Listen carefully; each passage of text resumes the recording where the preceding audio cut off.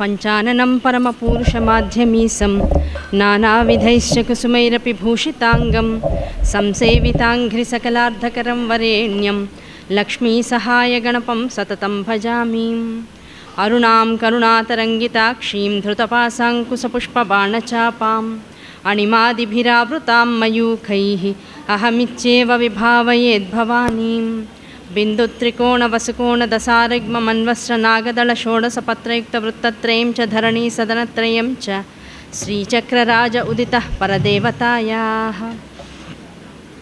గురుర్బ్రహ్మా గురుర్విష్ణు గురుర్దేవో మహేశ్వరః గురుః సాక్షాత్ పరబ్రహ్మ తస్మై శ్రీగురవే నమః. గురవే సర్వలోకానాం భిషజే భవరోగిణాం నిధయే సర్వవిద్యానాం దక్షిణామూర్తయే నమః. సదాశివసమారంభాం వ్యాసశంకరమధ్యమాం అస్మదాచార్యపర్యంతాం వందే గురుపరంపరాం.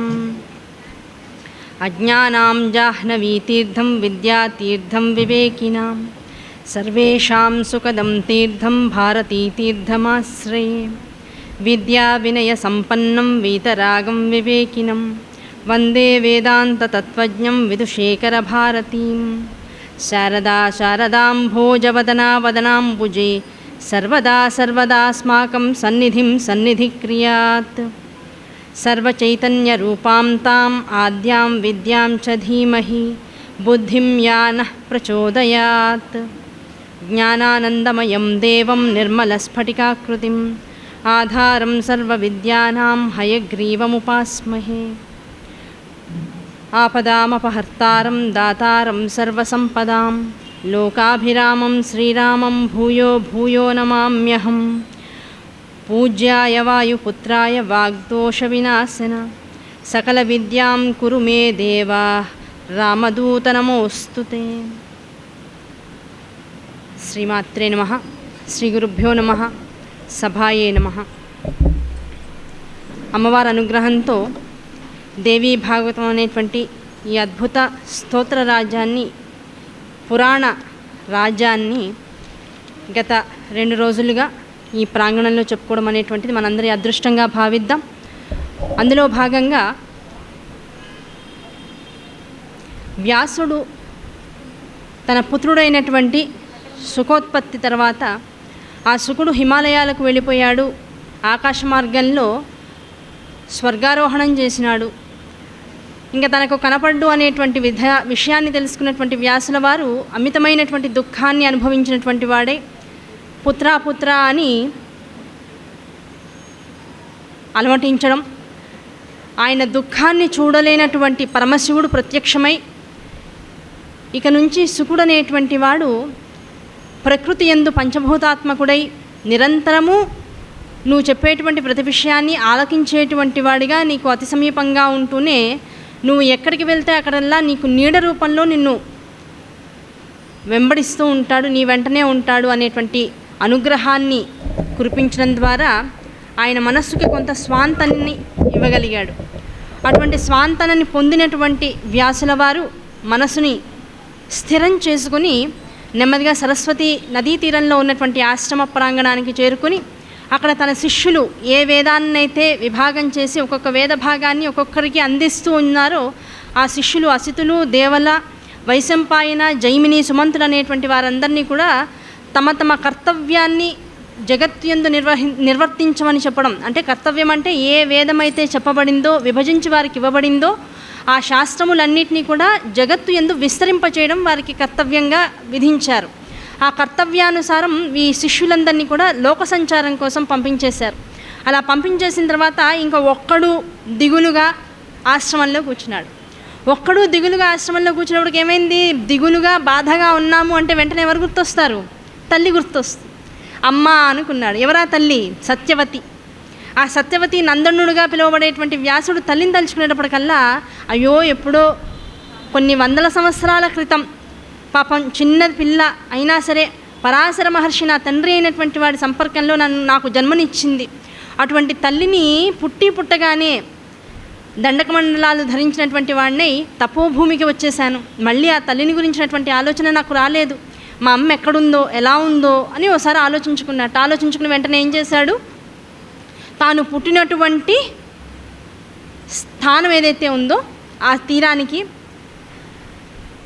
కృష్ణద్వీపం అని పేరు. ఆ కృష్ణద్వీపం దగ్గరికి వచ్చాడు. అక్కడ దాసరాజు ఉన్నారు.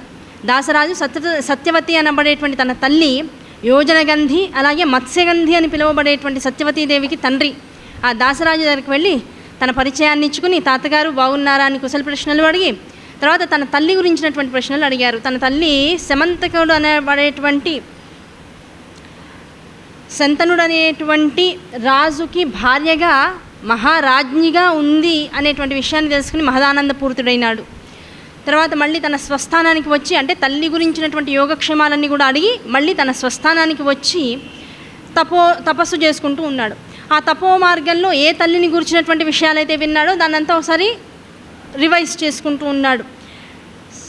అయితే ఈ లోపల మళ్ళీ సౌనకాది మహామునులు ఎవరైతే సూతుల ద్వారా ఈ విషయాలన్నింటినీ వింటున్నారో వాళ్ళకి వెంటనే ఒక చిన్న మళ్ళీ ఖేదం కలిగింది. అయ్యా ఓ నిమిషం ఆగండి, దాసరాజు పుత్రిక అంటున్నారు. అంటే దాసరాజు అంటే మన సముద్రపు నదుల ఒడ్డుల్లో ఉంటూ చేపల్ని వాటిని పట్టుకుంటూ ఆయా ప్రాంతాలు ఏవైతే అటవీ ప్రాంతాలుగా ఉంటాయో వాటికి రాజుగా భావింపబడేటువంటి వాడు దాసరాజుని పిలువబడతాడు. అటువంటి దాసరాజు కుమార్తెని పరాశర మహర్షి వరించడం ఏమిటి, ఆయన ద్వారా వ్యాసుల వారు పుట్టడం ఏమిటి, వ్యాసుల పుత్రుడైనటువంటి సుఖమహర్షి యొక్క జన్మవృత్తాంతాన్ని విన్నాం, కానీ వ్యాసుల యొక్క జన్మవృత్తాంతాన్ని వినేటువంటి అదృష్టం మాకు ఇంకా కలగలేదు. ఇప్పుడు మీరు వారి తల్లిగారి గురించినటువంటి ప్రస్తావన తీసుకొచ్చేటప్పటికల్లా వ్యాసుల జనన వృత్తాంతం వినాలనేటువంటి కోరిక మాలోకి వచ్చింది కనుక మాకు దాన్ని కూడా వివరించండి అన్నారు. ఏమండి, దేవీ భావతం చెప్పుకుంటున్నాం కదా, డైరెక్ట్గా అమ్మవారి యొక్క దేవి వివరంలోకి మనం వెళ్ళిపోవచ్చు కదా, పూర్వభాగాలైనటువంటి ఈ విభాగాన్ని అంతటిని మళ్ళీ మళ్ళీ ఇంతలా చెప్పుకోవడం అవసరమా? అప్పుడే 3వ రోజు వచ్చేసింది, ఇంకా మన చేతుల్లో ఎన్ని రోజులు ఉంది? ఇంకా 6 రోజులు ఉంది. 6 రోజుల్లో మరి మిగతా దేవీ భావతం అంతా అవుతుందా అనుకుంటే, దేవి యొక్క విశేషమైనటువంటి అనంతమైనటువంటి ఈ జగత్తులో జరిగేటువంటి ప్రతి విషయము కూడా ఆవిడ సంకల్పమే అని చరివిత చర్వణంగా మరోసారి అర్థం చేసుకోవడం కోసం ఎంతటి మహానుభావుడైనా ఆ తల్లి సంకల్పం ముందు తల వంచవలసిందే, ఎంత తపోనిష్ఠుడైనా ఆ తల్లి యొక్క సంకల్ప వికల్పాలకు లొంగవలసిందే. దాని యందు ఆ తల్లి తెలపదలుచుకున్నది, జగత్తుకి ఇవ్వదలుచుకున్నటువంటి విశేష కార్యం ఏదైతే ఉందో దానివల్ల జగత్తంతా కూడా ఉద్ధరింపబడుతూ ఉంటుందే తప్ప అది ఖేదము కాబోదు. ఎటువంటి విపత్తు కూడా తల్లి వలన జగత్తుకి రాదు. కనుక ఆవిడ సంకల్పాలన్నీ కూడా భగవత్ సంకల్పాలు, ఆవిడచ్చే పరాత్పరి సంకల్పాలుగా మనం భావించి ఈ జగత్తునంతా కూడా ఆవిడ సంకల్పస్వరూపంగా చూడడం అనేటువంటి అలవాటు చేసుకోవడం కోసం ప్రాపంచికంగా మనకి బాగా తెలిసినటువంటి ఈ కథలను మళ్ళీ మళ్ళీ మళ్ళీ చెప్పుకోవడం. ఇది బాగా పూనికైపోయింది అనుకోండి, పూనికైపోతే ఇంకా ఏ విషయం చెప్పినా వెంటనే కనెక్ట్ అయిపోతూ ఉంటాం. అమ్మ వేరు, జగత్తు వేరు, ఈ మనకు వచ్చేటువంటి సంకల్పాలు వేరు, ఇవన్నీ కూడా మన అహంకారాలని ఉన్నంతసేపు జరిగేదంతా కూడా ఇది కరెక్టా ఇది రాంగా అనేటువంటి ద్వంద్వాల్లో ఉండిపోతూ ఉంటాం. ఆ ద్వంద్వాతీత స్థితికి రావాలి అంటే ద్వంద్వ కారణమైనటువంటి ద్వంద్వస్వరూపంగా జగత్తులో తాను మాయాస్వరూపిణిగా కనపడుతున్నటువంటి ఆ దేవి సంకల్పాలని ముందు బాగా చెప్పుకుంటూ ఉండాలి. వెంటనే ఎప్పుడైతే ఈ సౌనకాది మహర్షులందరూ కూడా సూతుల వారిని ఈ విషయం అడిగారో వెంటనే సూతుల వారు చెప్పారు, అయ్యా వినండి జాగ్రత్తగా. ఒకప్పుడు విశేషమైనటువంటి విడ్డూరాలు చాలా జరిగినాయి. దాని అంతరార్థం ఏమిటయ్యా అంటే, ఇందులో మనం ఏది తప్పు ఏది ఒప్పు అని ఆలోచించే కన్నా భగవతి నిర్ణయం చాలా గొప్పది. ఒక అద్భుతమైనటువంటి యోగం కలగాలంటే, ఒక అద్భుతమైనటువంటి మనిషి జగత్తులోకి రావాలి అంటే దాని వెనకాల ఎంతో ప్రాజ్ఞుడైనటువంటి వాడు,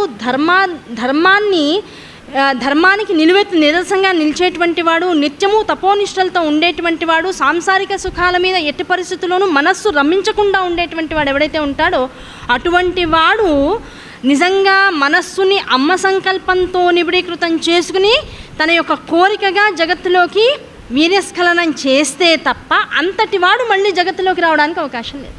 సంసారం అంటే మాకు ఏమాత్రం రుచి లేదండి అని వాడు తపోధనులుగా ఉండిపోయారనుకోండి, వ్యాసుల వారు పుట్టడానికి అవకాశం లేరు. వ్యాసుల వారి కడుపున మళ్ళీ శుక్ల వారు పుట్టడానికి అవకాశం లేదు.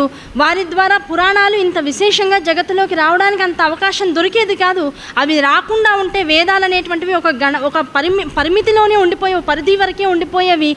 సామాన్యులకి వేదాలు ఇతిహాసాలుగాను పురాణాలుగాను చిన్న చిన్న కథలుగాను చేరడానికి అవకాశం ఉండకపోయేది. కనుక భగవతి యొక్క నిర్హేతుక కృప ఏమిటంటే, తాను ఏం చేస్తోందో మనకి ఆ తత్కాలంలో అర్థం కాకపోవచ్చు కానీ ఆవిడ చేసేటువంటి విశేష కృప ఎలాంటిది అంటే, సావధానంగా విచారిస్తే మళ్ళీ నారాయణ స్వరూపుడైనటువంటి వాడు వ్యాసుడుగా, వ్యాసుడు స్వరూపుడు అంత గొప్పవాడు అయినటువంటి వాడు శుకుడుగా, శుకుడంతటి వాడు ఆయన శిష్యులుగా, ఇలా జగత్తంతా కూడా ఆచార్య స్వరూపంగా విస్తరించాలి అంటే ఆచార్యుల యొక్క సంకల్ప సిద్ధిగా జగత్తు వారి వారి స్వరూపంగా మళ్ళీ ఉద్భవిస్తూ ఉండాలి. దానికోసం ఈ కథలన్నీ కూడా చెప్పడం అనేటువంటిది జరిగింది. ఒకప్పుడు ఏం జరిగిందంటే,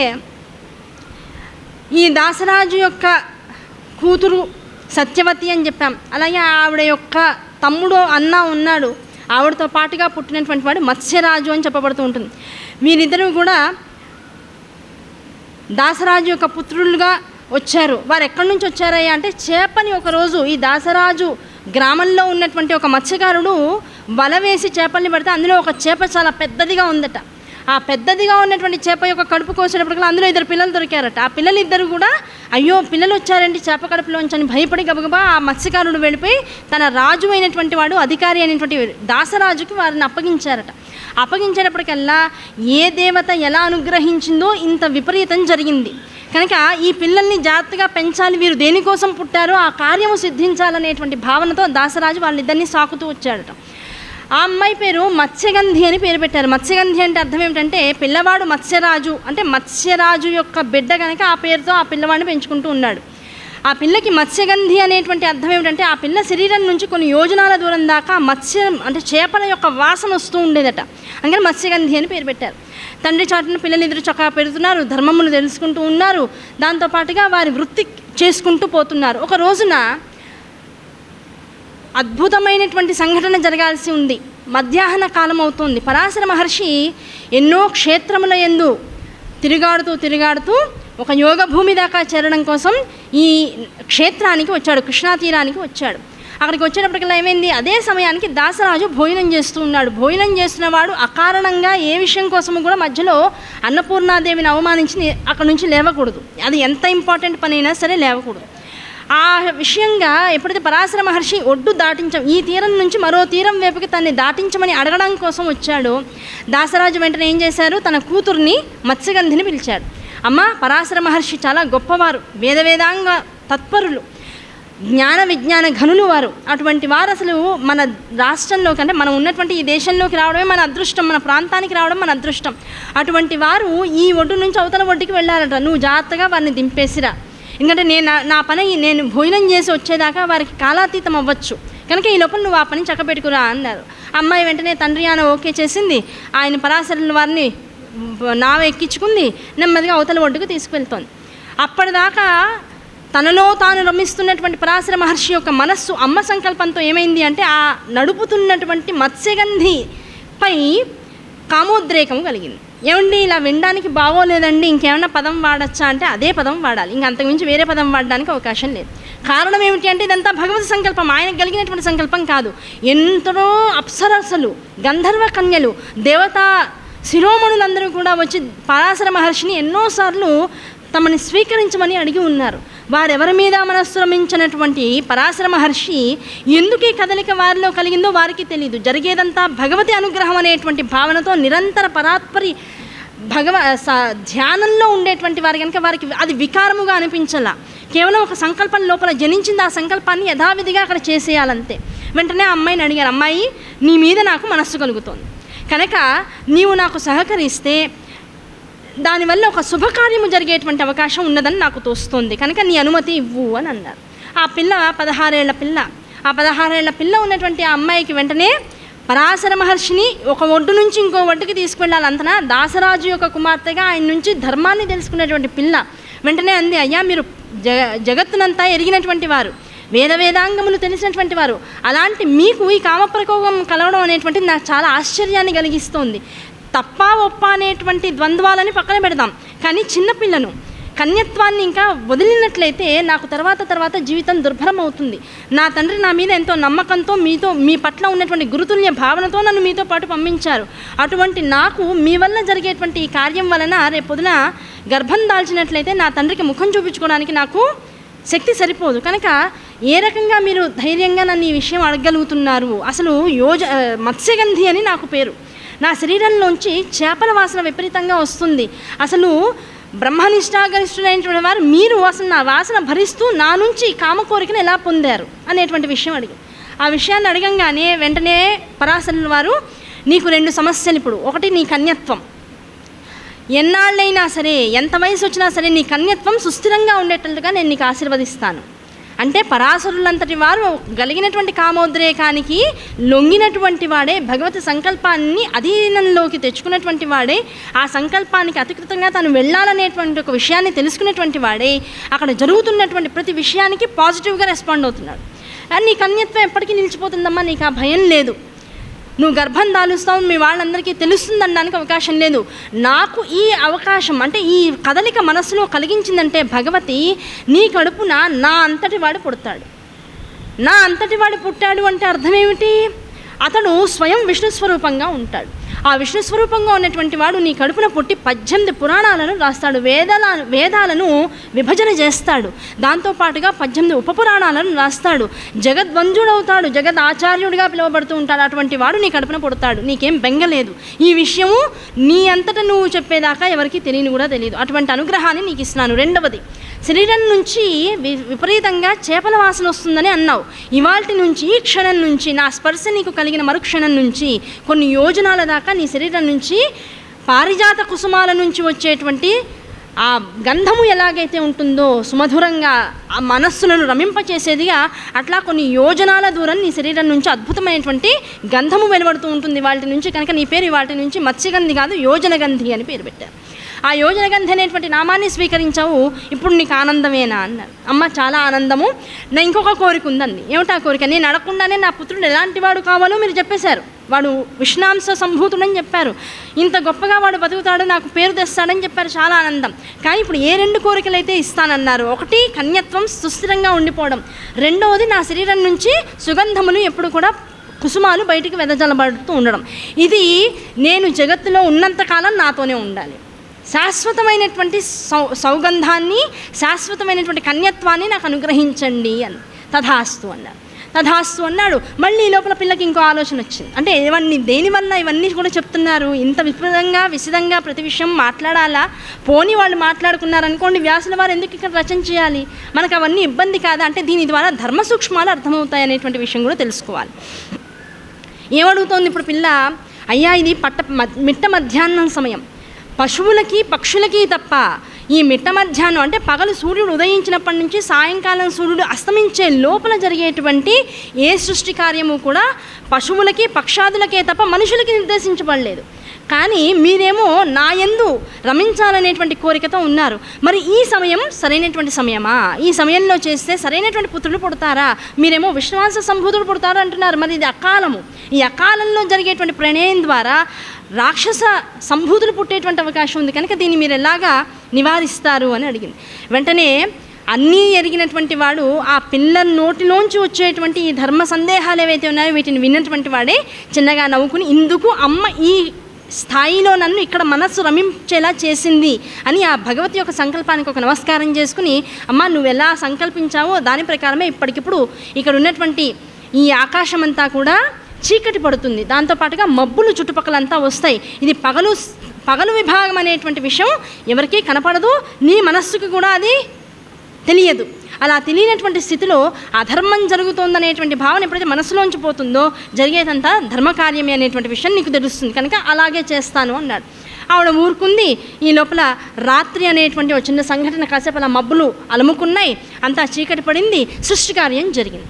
ఆ సృష్టి కార్యం జరిగిన తర్వాత ఆ ఇద్దరి శరీరాలు కూడా అలసటతో ఆనందాన్ని అనుభవించాయి. ఆ అలసటతో కూడినటువంటి ఆనందము కూడా భగవతి పాదాలకి కైంకర్యం చేశారు పరాశరుల వారు. అంటే జరిగేటువంటి ప్రతి కార్యము భగవతి సంకల్పమే తప్ప ఇక్కడ నేను, నాది, నా ఆనందం అనేటువంటిది ఏదీ లేదు. అంత నివృత్తి మార్గం, అంత నివృత్తి మార్గంలో అంత ఏమాత్రము అహంకారము లేనటువంటి స్థితిలో పరాశరుల వారు ఉన్నారు. ఆ భగవతికి ఆనందాన్ని అర్పించి ఈ ఆనంద స్వరూపుడైనటువంటి వాడు ఆమె గర్భాన జనించాలనేటువంటి సంకల్పంతో ఉన్నాడు. అమ్మాయి నేను వెళ్ళొస్తాను జాగ్రత్త అన్నాడు. సరే, ఆయన వెళ్ళిపోయాడు. వెళ్ళిపోయిన మరుక్షణం ఈవిడ గర్భాన్ని దాల్చడం, ఆ గర్భంలోంచి వితిన్ మినిట్స్లో వ్యాసుల ఒక పిల్లవాడి జననం జరిగింది. ఆ ఒడ్డు నుంచి ఈ ఒడ్డుకి తీసుకువచ్చి ఒక ద్వీపంలో జనింపబడ్డాడు గనక ద్వైపాయనుడు, దీవిలో వచ్చినటువంటి వాడు కనుక ద్వైపాయనుడు అనేటువంటి పేరుతో ముందు పిల్లవాడు జగత్తులోకి వచ్చాడు. నల్లటి ఆకారాన్ని కలిగి ఉన్నాడు, ఎందుకంటే చీకట్లో ఉన్నాడు, దానికి తోడు కృష్ణాంశ విష్ణాంశతో ఉన్నటువంటి వాడు. అటువంటి స్వరూపం కనుక నల్లటి వాడు కనుక కృష్ణ అనేటువంటి పేరుతో కృష్ణ ద్వైపాయనుడు అనేటువంటి పేరుతో పిలువబడుతూ ఉన్నాడు. అటువంటి వాడు పుట్టడమే నేల మీదకి రావడం ఏమిటి కృష్ణాజినాలతోనూ దండంతోనూ రుద్రాక్షలతోనూ పుట్టాడట. అటువంటి వాడు పుట్టడమే కురువృద్ధుడుగా కనిపించాడట. జగత్తులోకి పిల్లవాడుగా రావడం, పిల్లవాడు పుట్టాడని ఆ యోజనగంధి భావించడం, ఆ పిల్లవాడిని చేతిలోకి తీసుకుందాం అనంగానే పిల్లవాడు పెరిగి పెద్దవాడైపోయి తల్లికి నమస్కరించి, తల్లి నీ ద్వారా ఈ జగత్తులోకి వచ్చేటువంటి మహద్భాగ్యం నాకు కలిగింది, నా తండ్రి అనేటువంటి పరాశర మహర్షికి నమస్కరించుకుంటూ వారి మార్గంలో తపోభూమికి వెళ్ళిపోతున్నాను, నన్ను ఆశీర్వదించండి అన్నట్ట. పిల్లవాడు అంతవాడైపోయాడు. చిన్న పిల్ల చూసి భయపడిపోయింది. అప్పుడే ఇంత గడ్డం వచ్చేసింది, దండకమండలాలు వచ్చేసాయి, మొత్తం శరీరం అంతా కూడా రుద్రాక్షలతో నిండిపోయింది, మొత్తం విభూతితో నిండిపోయినటువంటిది, జట అంతా కూడా కట్టేసి ఉంది. విశేషమైనటువంటి కృష్ణాజినాన్ని ధరించినటువంటి వాడై శరీరం అంతా కూడా అద్భుతమైనటువంటి సుగంధాలు పరిమళాలు వస్తున్నటువంటి వాడై చూడంగానే నమస్కరించాలనేటువంటి భావంతో ఉన్నట్ట వ్యాసుల వారు. అటువంటి వ్యాసుల వారికి నమస్కరించి సరైన ఆయన జాగ్రత్త అని చెప్పింది. అంతకుమించి ఏం మాట్లాడాలో తెలియదు. అప్పుడు వెంటనే చెప్పాడు, అమ్మ జీవితంలో ఎక్కడైనా సరే ఇవాళ నేను వదిలి వెళ్తున్నానని బాధపడకు, ఎక్కడ నీకు నా అవసరం ఏది వచ్చినా, నా వల్ల నీకు ఏ సహాయం కావాలనుకున్నా నన్ను నిమిషంలో తలుచుకొని ముందు ప్రత్యక్షమవుతాను అని అమ్మకి ఒక చిన్న వాగ్దానం చేసి తాను తపోభూమికి వెళ్ళిపోయాడు. అలా వెళ్ళిపోయినటువంటి ఆనాటి వ్యాసుల వారి యొక్క జన్మ వృత్తాంతాన్ని ఇవాళ సౌనకాది మహామునులు సూతుల వారిని ఈ నైమిషారణ్యంలో అడిగితే దానికి తగ్గ సమాధానం వ్యాస వృత్తాంతం, వ్యాస జన్మ రహస్యాన్నంతటిని కూడా చెప్పేశారు సూత మహర్షి వారు. వెంటనే తర్వాత కథలోకి వెళ్దాం. ఇప్పుడు ఏమైంది, ఆ వ్యాస మహర్షికి తల్లి గుర్తు రాగానే తను జన్మించినటువంటి ఆ కృష్ణా తీరంలోకి వెళ్ళారు, దాసమహారాజుని కలిశారు, తల్లి గురించినటువంటి వృత్తాంతాన్ని తెలుసుకున్నారు. తల్లి శంతనుడు అనేటువంటి వారిని మహారాజుని పెళ్లి చేసుకున్ననేటువంటి విషయం విని ఆనందించారు. వారిద్దరికీ కూడా చక్కగా పిల్లలు పుట్టారు. చిత్రాంగదుడు, విచిత్రవీరుడు అనేటువంటి ఇద్దరు పిల్లలు పుట్టారు. ఆ ఇద్దరు పిల్లలు కూడా చక్కగా ఆనందంగా ఎంతో శక్తివంతులై తండ్రి యొక్క పేరు ప్రతిష్టలను నిలిపేటువంటి వారిగా ఉన్నారనేటువంటి విషయాలు తెలుసుకుని ఆనందించాడు. తర్వాత కాలం గడుస్తోంది, తను తపోనిష్టలో ఆనందాన్ని అనుభవిస్తున్నాడు వ్యాసుల వారు. ఈ లోపల కాలం గడుస్తోంది. చిత్రాంగదుడు ఒక రోజున ఎవరు సత్యవతి యొక్క నందనుడు పెద్దవాడు. చిత్రాంగదుడు ఓ రోజు అడవిలోకి వెళ్ళేటప్పటికల్లా అక్కడ తనను పోలినటువంటి గంధర్వుడు ఒకడు ఉన్నాడు. వాడి పేరు కూడా చిత్రాంగదుడే. ఆ చిత్రాంగదుడు అనేటువంటి గంధర్వుడు ఈ చిత్రాంగదుడిని చూసి ఎవరో ఒకళ్ళే ఉండాలని యుద్ధం చేశాడు. ఆ యుద్ధం కొన్ని సంవత్సరాల పాటు జరిగిందట. ఆ యుద్ధంలో చివరికి ఏమైంది, చిత్రాంగదుడు అలసిపోయి మరణాన్ని పొందాడు. సత్యవతి చాలా బాధపడింది. ఈ లోపల వీళ్ళిద్దరూ పుట్టి యవ్వనవంతులు అవుతూ ఉండంగానే శంతన మహారాజు శరీరాన్ని పండిపోయిన ఆకు ఆ చెట్టు నుంచి ఎలా తనంతట తాను విడిపోయి కింద పడుతుందో అలా తాను చేసినటువంటి మంచి పనులన్నింటికీ కూడా ఆనందాన్ని అనుభవిస్తూ చక్కగా కైవల్యం చేరిపోయారు, ఆనందాన్ని అనుభవించేశారు. పిల్లలిద్దరిని పెంచుకుంటూ చక్కగా ఆవిడ సత్యవతీదేవి ముందుకు వెళ్తోంది. లోపల ఉన్నట్లుండి పెద్ద కొడుకు అరణ్యానికి వేటకని వెళ్ళి చనిపోయాడు. చాలా బాధపడింది, చాలా ఇబ్బంది పడింది. శంతనుడికి మొదటి భార్య గంగాదేవి వలన గాంగేయుడు అనబడేటువంటి పెద్ద కుమారుడు కూడా ఉన్నాడు. ఆ పెద్ద కుమారుడు వెంటనే ఈ పిల్లాడు చనిపోయాడని తెలిసిన తర్వాత ఉత్తర కర్మలన్నీ తానే ఆధిపత్యాన్ని వహించి మొత్తం అన్నీ చేసి తమ్ముడైనటువంటి విచిత్రవీర్యుణ్ణి యువరాజు పట్టాభిషేకం చేశాడు. యువరాజు పట్టాభిషేకం చేయాలి, మళ్ళీ మహారాజు అవ్వాలి. మొత్తం రాజ్యానికి ఎవరో ఒకళ్ళు ఆధిపత్యాన్ని వహించేటువంటి వాళ్ళు ఉండాలి. రాజ్యం అలా ఒంటరిగా ఉండడానికి వీల్లేదు. వెంటనే అక్కడ సౌనకాది మహర్షులు ఉన్నారు. అయ్యా, పెద్దవాడు మొదటి భార్య సంతానము గాంగేయుడు ఉన్నారని మీరే చెప్తున్నారు, మళ్ళీనేమో సత్యవతి కుమారులు ఇద్దరిలో పెద్దవాడిని యువరాజుని చేశారు, ఆ పిల్లవాడు చచ్చిపోతే రెండో వాడిని యువరాజుని చేశారని మీరే చెప్తున్నారు. ఎలా కుదురుతుంది? మొదట ముగ్గురులోనూ పెద్దవాడు గాంగేయుడు అయినప్పుడు ఆయనకు కదా యువరాజపత్యాన్నంతటిని కూడా ఇవ్వాల్సింది. అలాంటప్పుడు వీళ్ళిద్దరికీ ఎందుకు ఇవ్వాల్సి వస్తుంది? ఆయన ఎందుకు పక్కనే ఉన్నాడు అని వెంటనే అడిగారు. అయ్యా, అదొక పెద్ద విశేషమైనటువంటి గాథ. ఒకానొకప్పుడు ఎంతటి వాడైనా సరే, నిన్న ఒక కథ చెప్పుకున్నాం. సుఖమహర్షికి జనక మహారాజు సన్యాసాశ్రమం ముందే ఎంచుకోవడం కన్నా బ్రహ్మచర్యాశ్రమం అయింది, దాని తర్వాత గృహస్థాశ్రమం తర్వాత వచ్చేటువంటిది వానప్రస్థాశ్రమం. ఆ తర్వాత నువ్వు స్వీకరించవలసింది సన్యాసాశ్రమం అనేటువంటి విషయాన్ని తెలుపుతూ ఉన్నట్లుండి కింద మెట్టు నుంచి పై మెట్టుకు వెళ్ళిన వాడు త్వరగా జారిపడేటువంటి అవకాశం ఎక్కువగా ఉంటుందయ్యా అనేటువంటి ఒక విషయాన్ని చెబుతూ చాలా ఎగ్జాంపుల్స్ చెప్పారు. అందులో ఒక ఎగ్జాంపుల్ని ఇప్పుడు మళ్ళీ మనకి సూతుల వారు ఈ పురాణాంతర్గతంగా గాంగేయుని యొక్క ఉత్పత్తి విధానాన్ని చెప్తున్నారు. ఒకప్పుడు కొన్ని సంవత్సరాల యుగాల క్రితం ఉపరిచర వసువు అనేటువంటి ఒక మహారాజు ఉండేవాడు. ఆ ఉపరిచర వసువు అనేటువంటి వాడికి ఆ పేరు ఎలా వచ్చిందంటే ధర్మనిష్ఠుడు, సత్యవంతుడు, నిత్య అగ్నిహోత్రుడు, ఇంద్రుడిని విశేషంగా ప్రసన్నం చేసుకునేటువంటి రాజు. ఆ ఇంద్రుడు ఈయన పట్ల ఎంత మమకారం, ఎంత కరుణ అంటే ఆయన చేసినటువంటి తపస్సులన్నింటికీ కూడా మెచ్చి స్ఫటికంతో కూడుకున్నటువంటి ఒక అద్భుతమైన విమానాన్ని ఆయనకి కానుకగా ఇచ్చాట, తన భక్తుడైనటువంటి ఉపరిచర వసువుకి ఇచ్చాట. ఆ ఉపరిచర వసువు నిత్యము కూడా ఆ స్ఫటికమ పూరితమైనటువంటి ఆ రథంలో ఆకాశ సంచారం చేస్తూ ఉండేవాట. ఉపరి అంటే ఆకాశము, ఆకాశంలో నిత్యము చెరుస్తూ ఉండేటువంటి వాడు కనుక ఉపరిచర వసువు అయినాడు ఆయన. ఆ ఉపరిచర వసువు నిత్యము కూడా స్ఫటిక విమానంలో తిరుగుతూ మొత్తం లోకాలన్నింటినీ కూడా చూస్తూ ఉండేవాట. అలా చూస్తూ ఉండగా భార్య గిరికతో ఆయనకి 5 పిల్లలు పుట్టారు. వారందరూ ఆనందంగా ఉన్నారు. ఒకనాడు ఆ భార్యకి భర్త మీద కోరిక కలిగింది. అయ్యా, కాసేపు నీతో ఒంటరిగా ఉండాలనేటువంటి కోరిక నాకు కలిగింది అని చెప్పాడు. దాని దేవుందమ్మా, నీతో పాటు నేను ఆనందంగా విహరించడానికి రెడీగా ఉన్నాను అన్నాడు ఉపరిచర వసువు. అటువంటి సమయంలో భార్యాభర్తలిద్దరూ ఏకాంతంగా గడపాలనుకునేటువంటి సమయంలో ఉపరిచర వసువు యొక్క తండ్రి నుంచి ఆదేశం వచ్చింది. అయ్యా, నిన్ను ఒకసారి మీ తండ్రి గారు చూడాలనుకుంటున్నారు, ఉన్నపళంగా మిమ్మల్ని రమ్మంటున్నారు అని ఒక సందేశం వచ్చింది. ఎప్పుడైతే తండ్రి నుంచి సందేశం వచ్చిందో ఐహిక సుఖాలకు అవకాశం లేదు. వెంటనే భార్యకి నచ్చజెప్పి తండ్రి దగ్గరికి వచ్చాడు. ఆయన, అయ్యా, రేపు పొద్దున మీ తాతగారి యొక్క ఆర్థికం జరపాల్సి ఉంది, దానిలో కావాల్సినటువంటి పదార్థాలని అరణ్యానికి వెళ్ళి తీసుకురావాల్సినటువంటి ఆజ్ఞ నీకు ఇస్తున్నాను, త్వరగా వెళ్ళి ఆ పని చేసుకురా, సూర్యాస్తమయం అయ్యే లోపల రావాలి అని చెప్పారు. దాంతో ఉన్నపళంగా ఉపరిచర వసువు అరణ్యంలోకి వెళ్ళాడు. అక్కడ కావాల్సిన విషయాలన్నీ కూడా ఏకీకృతం చేసుకుంటున్నాడు. అదే సమయంలో ఏమైంది, ఇంటి దగ్గర భార్య దగ్గర ఏకాంతంగా ఉండగలిగినటువంటి మనస్సుని తాను పొంది ఉన్నాడు. ఆ ఏకాంతంగా ఉండదగినటువంటి మనస్సు రావడంతో అరణ్యానికి వచ్చిన మనస్సంతా కూడా భార్య పైనే ఉన్నది. ఆ భార్య పైన ఉండేటప్పటికల్లా ఏమైంది, ఈ పనులు చేస్తున్నా సరే ఉన్నట్లుండి వీర్యస్ఖలనం జరిగింది. ఆ వీర్యస్ఖలనం జరిగేటప్పటికి ఏమైంది, మహాత్ములు, ధర్మపరులు, నిత్యాగ్నిహోత్రులు, సత్యవంతులైనటువంటి వారి వీర్యము ఊరికే భూమి మీద పడడానికి అవకాశం లేదు. చాలా బలవత్తరమైనటువంటిది, అది చాలా అగ్నితో సమానమైనటువంటిది, అది అలా వేస్ట్ అయిపోవడానికి అవకాశం లేదు. అప్పుడు వీరికిను సాంసారికులకి తేడా లేకుండా పోతుంది. దాంతో ఎప్పుడైతే వీర్యస్ఖలనం జరిగిందో ఆయన వెంటనే ఓ పెద్ద ఆకును తీసుకుని అందులో ఆ వీర్యాన్నంతటిని కూడా తీసుకుని దాన్ని జాగ్రత్తగా మూట కట్టి తన యొక్క పెంపుడు గ్రద్ద అయినటువంటి గ్రద్ద నోటికి ఇచ్చి భార్యకి ఇచ్చేసిరమ్మని చెప్పేసుకొచ్చాడు. భార్యకి ఈ పొట్లాన్ని అందించిరా అని చెప్పేసి డేగకి ఇచ్చి పంపించారు. ఆ డేగ గబగబా ఆ పొట్లం పట్టుకుని పరిగెడుతుంది. గద్ద నోట్లో పొట్లం చూసేటప్పటికి దానికి ఎదురుకుండా వస్తున్న ఇంకో గద్దకి దాని మీద మనసు కలిగింది, ఏదో మాంసం ముద్ద తీసుకుపోతుంది, ఏదో ఒక ఆహారాన్ని తీసుకుపోతుందని ఆ గద్ద ఈ గద్దతో యుద్ధం చేయడం మొదలెట్టి రెండు పోట్లాడుకునే ఆ పోట్లాట్లో ఆ ముక్కుకున్నటువంటి ఆ పొట్లం కాస్త అక్కడ కింద పడిపోయింది. ఆ కింద ఏరు పారుతుంది, ఆ ఏరులోకి వెళ్ళిపోయింది. ఆ ఏరులో అదే సమయానికి ఒక సద్బ్రాహ్మణుడు అనేటువంటి వాడు సంధ్యావందనాది క్రతువుని చక్కగా నీళ్ళల్లో మన లోతుల నుంచుని సంధ్యావందనం చేసుకుంటూ ఉన్నాడు. అదే సమయంలో ఈ పొట్లం వెళ్ళి ఆ ముందుకు వెళ్ళి పడింది. ఆ సంధ్యావందనం చేసుకునేటువంటి సద్బ్రాహ్మణుడు ఎవరైతే ఉన్నారో ఆ బ్రాహ్మణ్ణి ఉపరిచల అంటే ఆకాశంలో తిరుగుతూ ఉన్నటువంటి ఒక అప్సరస అంటే దేవకన్య అప్సరస అద్రిక అనేటువంటి అమ్మాయి చూసి ఈయన కాసేపు వేళాకోళం పట్టిద్దాం అనేటువంటి ఒక చిన్న కోరిక. ఇదంతా ఎలా కలుగుతాయి?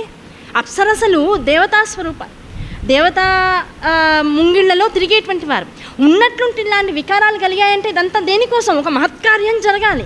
ఆ మహత్కార్యం జరగాలంటే అవన్నీ రహస్యంగా ఉండాలి అంటే ఇలాంటి విపరీతాలన్నీ కూడా మనస్సుల్లోకి సంకల్పాలుగా రావాలి. ఈ సంకల్పాలన్నీ ఎందుకు వచ్చాయనే ఆలోచన కన్నా యథావిధిగా చేస్తూ పోవాలి. అలా చేసే విధానంలో అద్రిక కాస్త ఈ నీళ్లల్లోకి కనపడకుండా వెళ్ళి ఆ సంధ్యావందనం చేసుకుంటున్నటువంటి ఆ బ్రాహ్మణుడు ఎవడైతే ఉన్నాడో ఆయన పంచబడుకుని కాళ్ళు పట్టుకుని లాగిందిట. లాగేటప్పటికీ ఎవరో చేతులు పట్టుకుని లాగారు, అది తెలిసిపోతుంది. ఎవరైతే నన్ను ఇలా లాగారో వారు ఉన్నట్లుండి జలశరముగా ఒక చేపగా మారిపోయి ఇదే నదిలో కొట్టుమిట్టాడుతూ ఉండుగాక అని శాపం ఇచ్చేశాడు.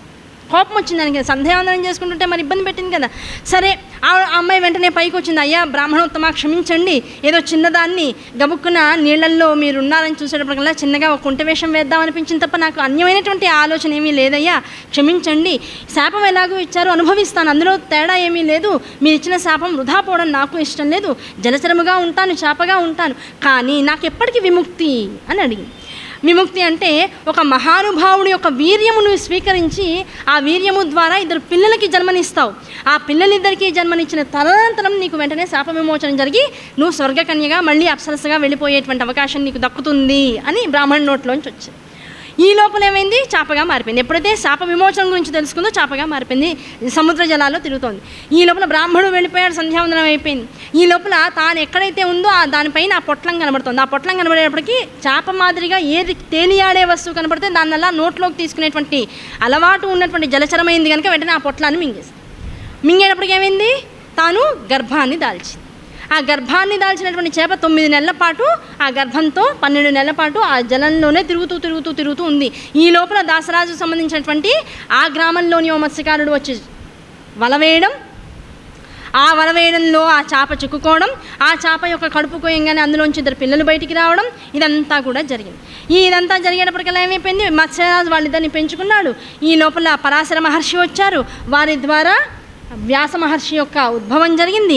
ఇదంతా జరిగేటప్పటికల్లా విశేషమైనటువంటి కాలం అంతా ముందుకు జరుగుతూ వచ్చింది. ఈ లోపల ఏమైంది, సత్యవతి కథ అంతా కూడా తెలుసుకున్న తర్వాత ఇప్పుడు సౌనకాది మహర్షులకు ఉన్నటువంటి ఆలోచన ఏమిటి, అయ్యా గంగా అన్నారు, శంతన మహారాజు యొక్క మొట్టమొదటి భార్య గంగా అని మీరే చెప్పారు కనుక ఆ గంగ ఎక్కడి నుంచి వచ్చింది, వాళ్ళ వృత్తాంతం ఏమిటి, శంతనుడు అనేటువంటి వాడు ఇక్ష్వాకు పెద్ద మహారాజు కదా, ఆయన ఈ యోజనగంధి అని పిలువబడేటువంటి మత్స్యరాజు యొక్క కూతుర్ని వివాహం ఆడడం ఏంటి, ఆయనకి ఎవరు ఇంకా వేరే రాజు పుత్రికలు ఎవరు దొరకలేదా, అసలు ఇదంతా ఎలా సంభవించిందని ఇంకో డౌట్ అడిగారు.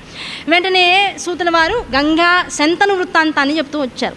అయ్యా ఇక్కడ మహాభిషుడు అనేటువంటి వాడు ఇక్ష్వాకు వంశ చక్రవర్తి, చాలా గొప్పవాడనేటువంటి వాడు. ఎంత గొప్పవాడంటే 1000 ఆ రోజుల్లో ఒక యజ్ఞాన్ని చేయాలంటేనో ఒక యాగాన్ని చేయాలంటేనో చాలా కష్టపడేవారు.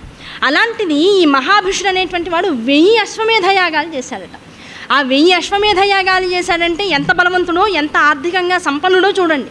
అన్ని అశ్వమేధ యాగాలు చేయడంతో పాటుగా 100 వాజపేయ యాగాలు చేసి ఉన్నట్ట, వాజపేయములు 100 చేసి ఉన్నట్ట. ఇంకా అంతకు మించిన వాడు ఇంకొకడు లేడు.